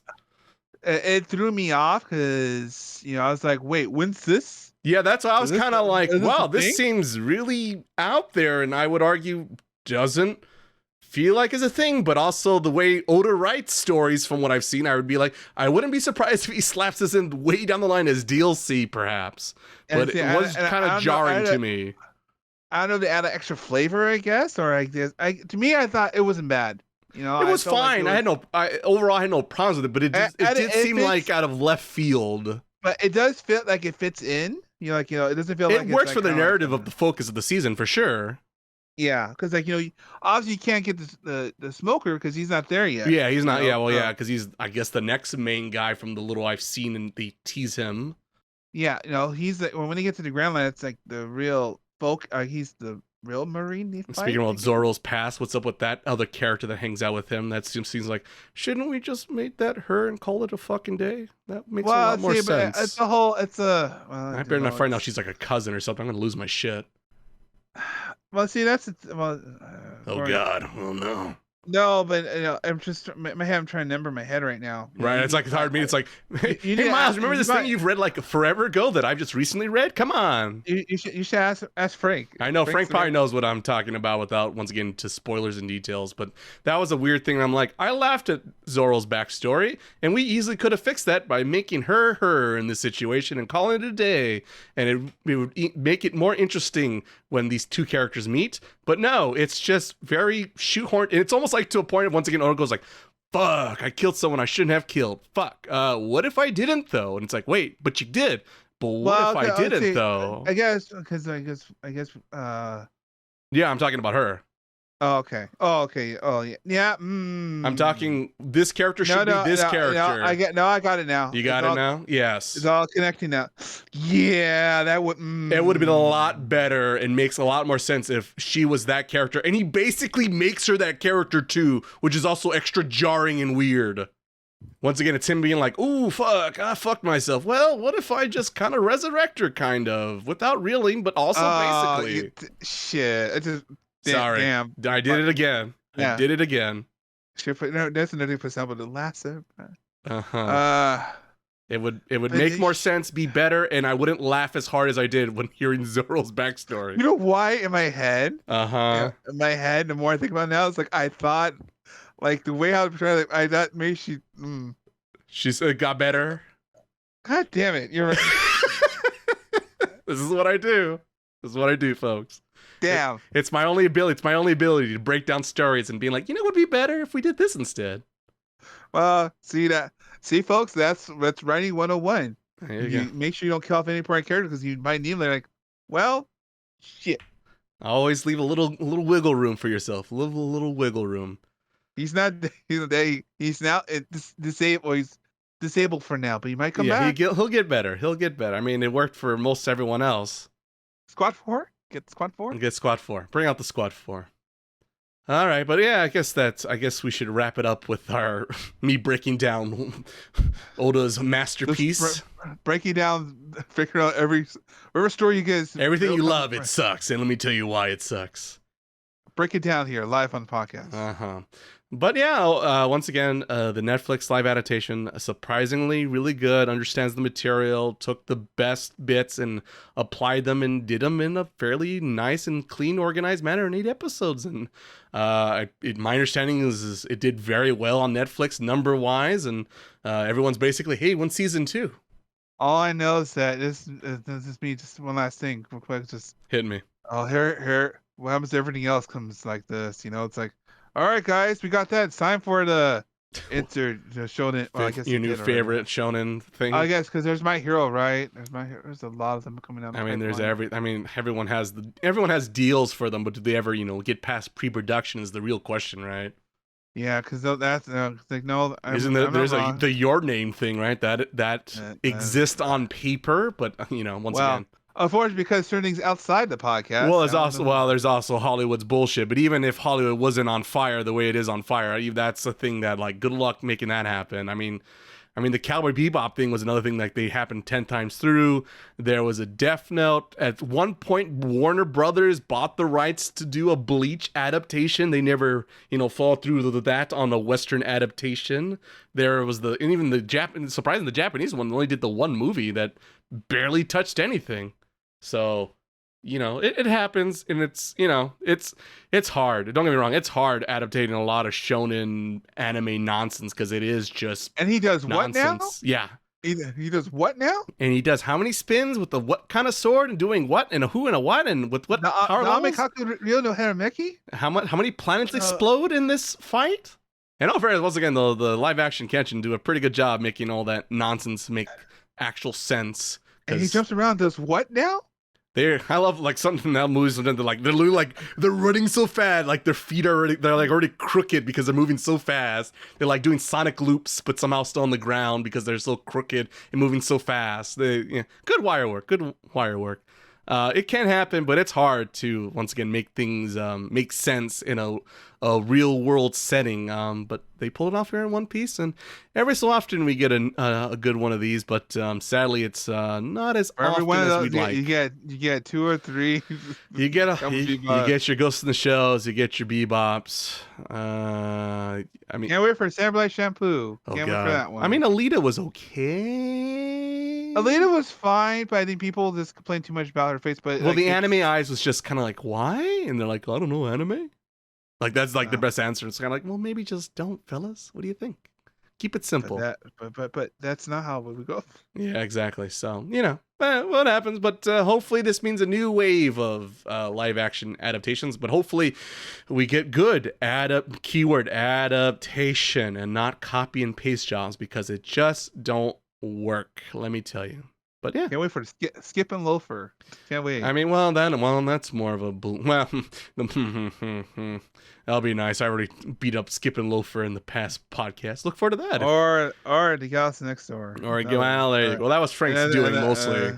I was indifferent about Galaxy Next Door, which I would argue is maybe a little bit more hurtful, perhaps. That's folks, when the story's really bad, when Ray's going I don't have time.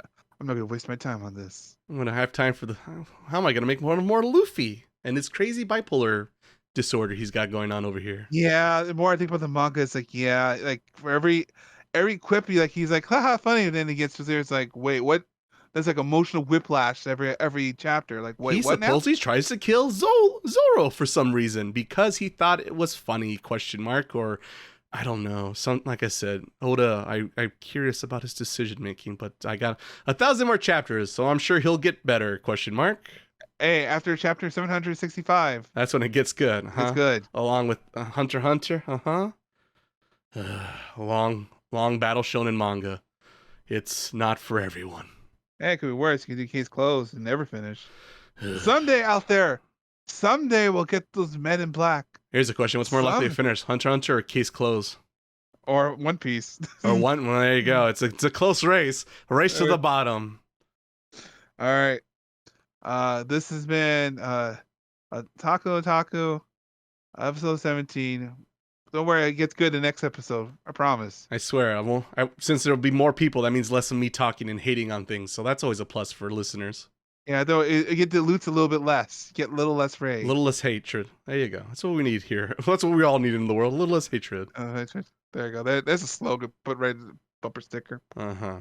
All right. I guess we'll see you guys next time. Indeed. Bye, everyone. Bye.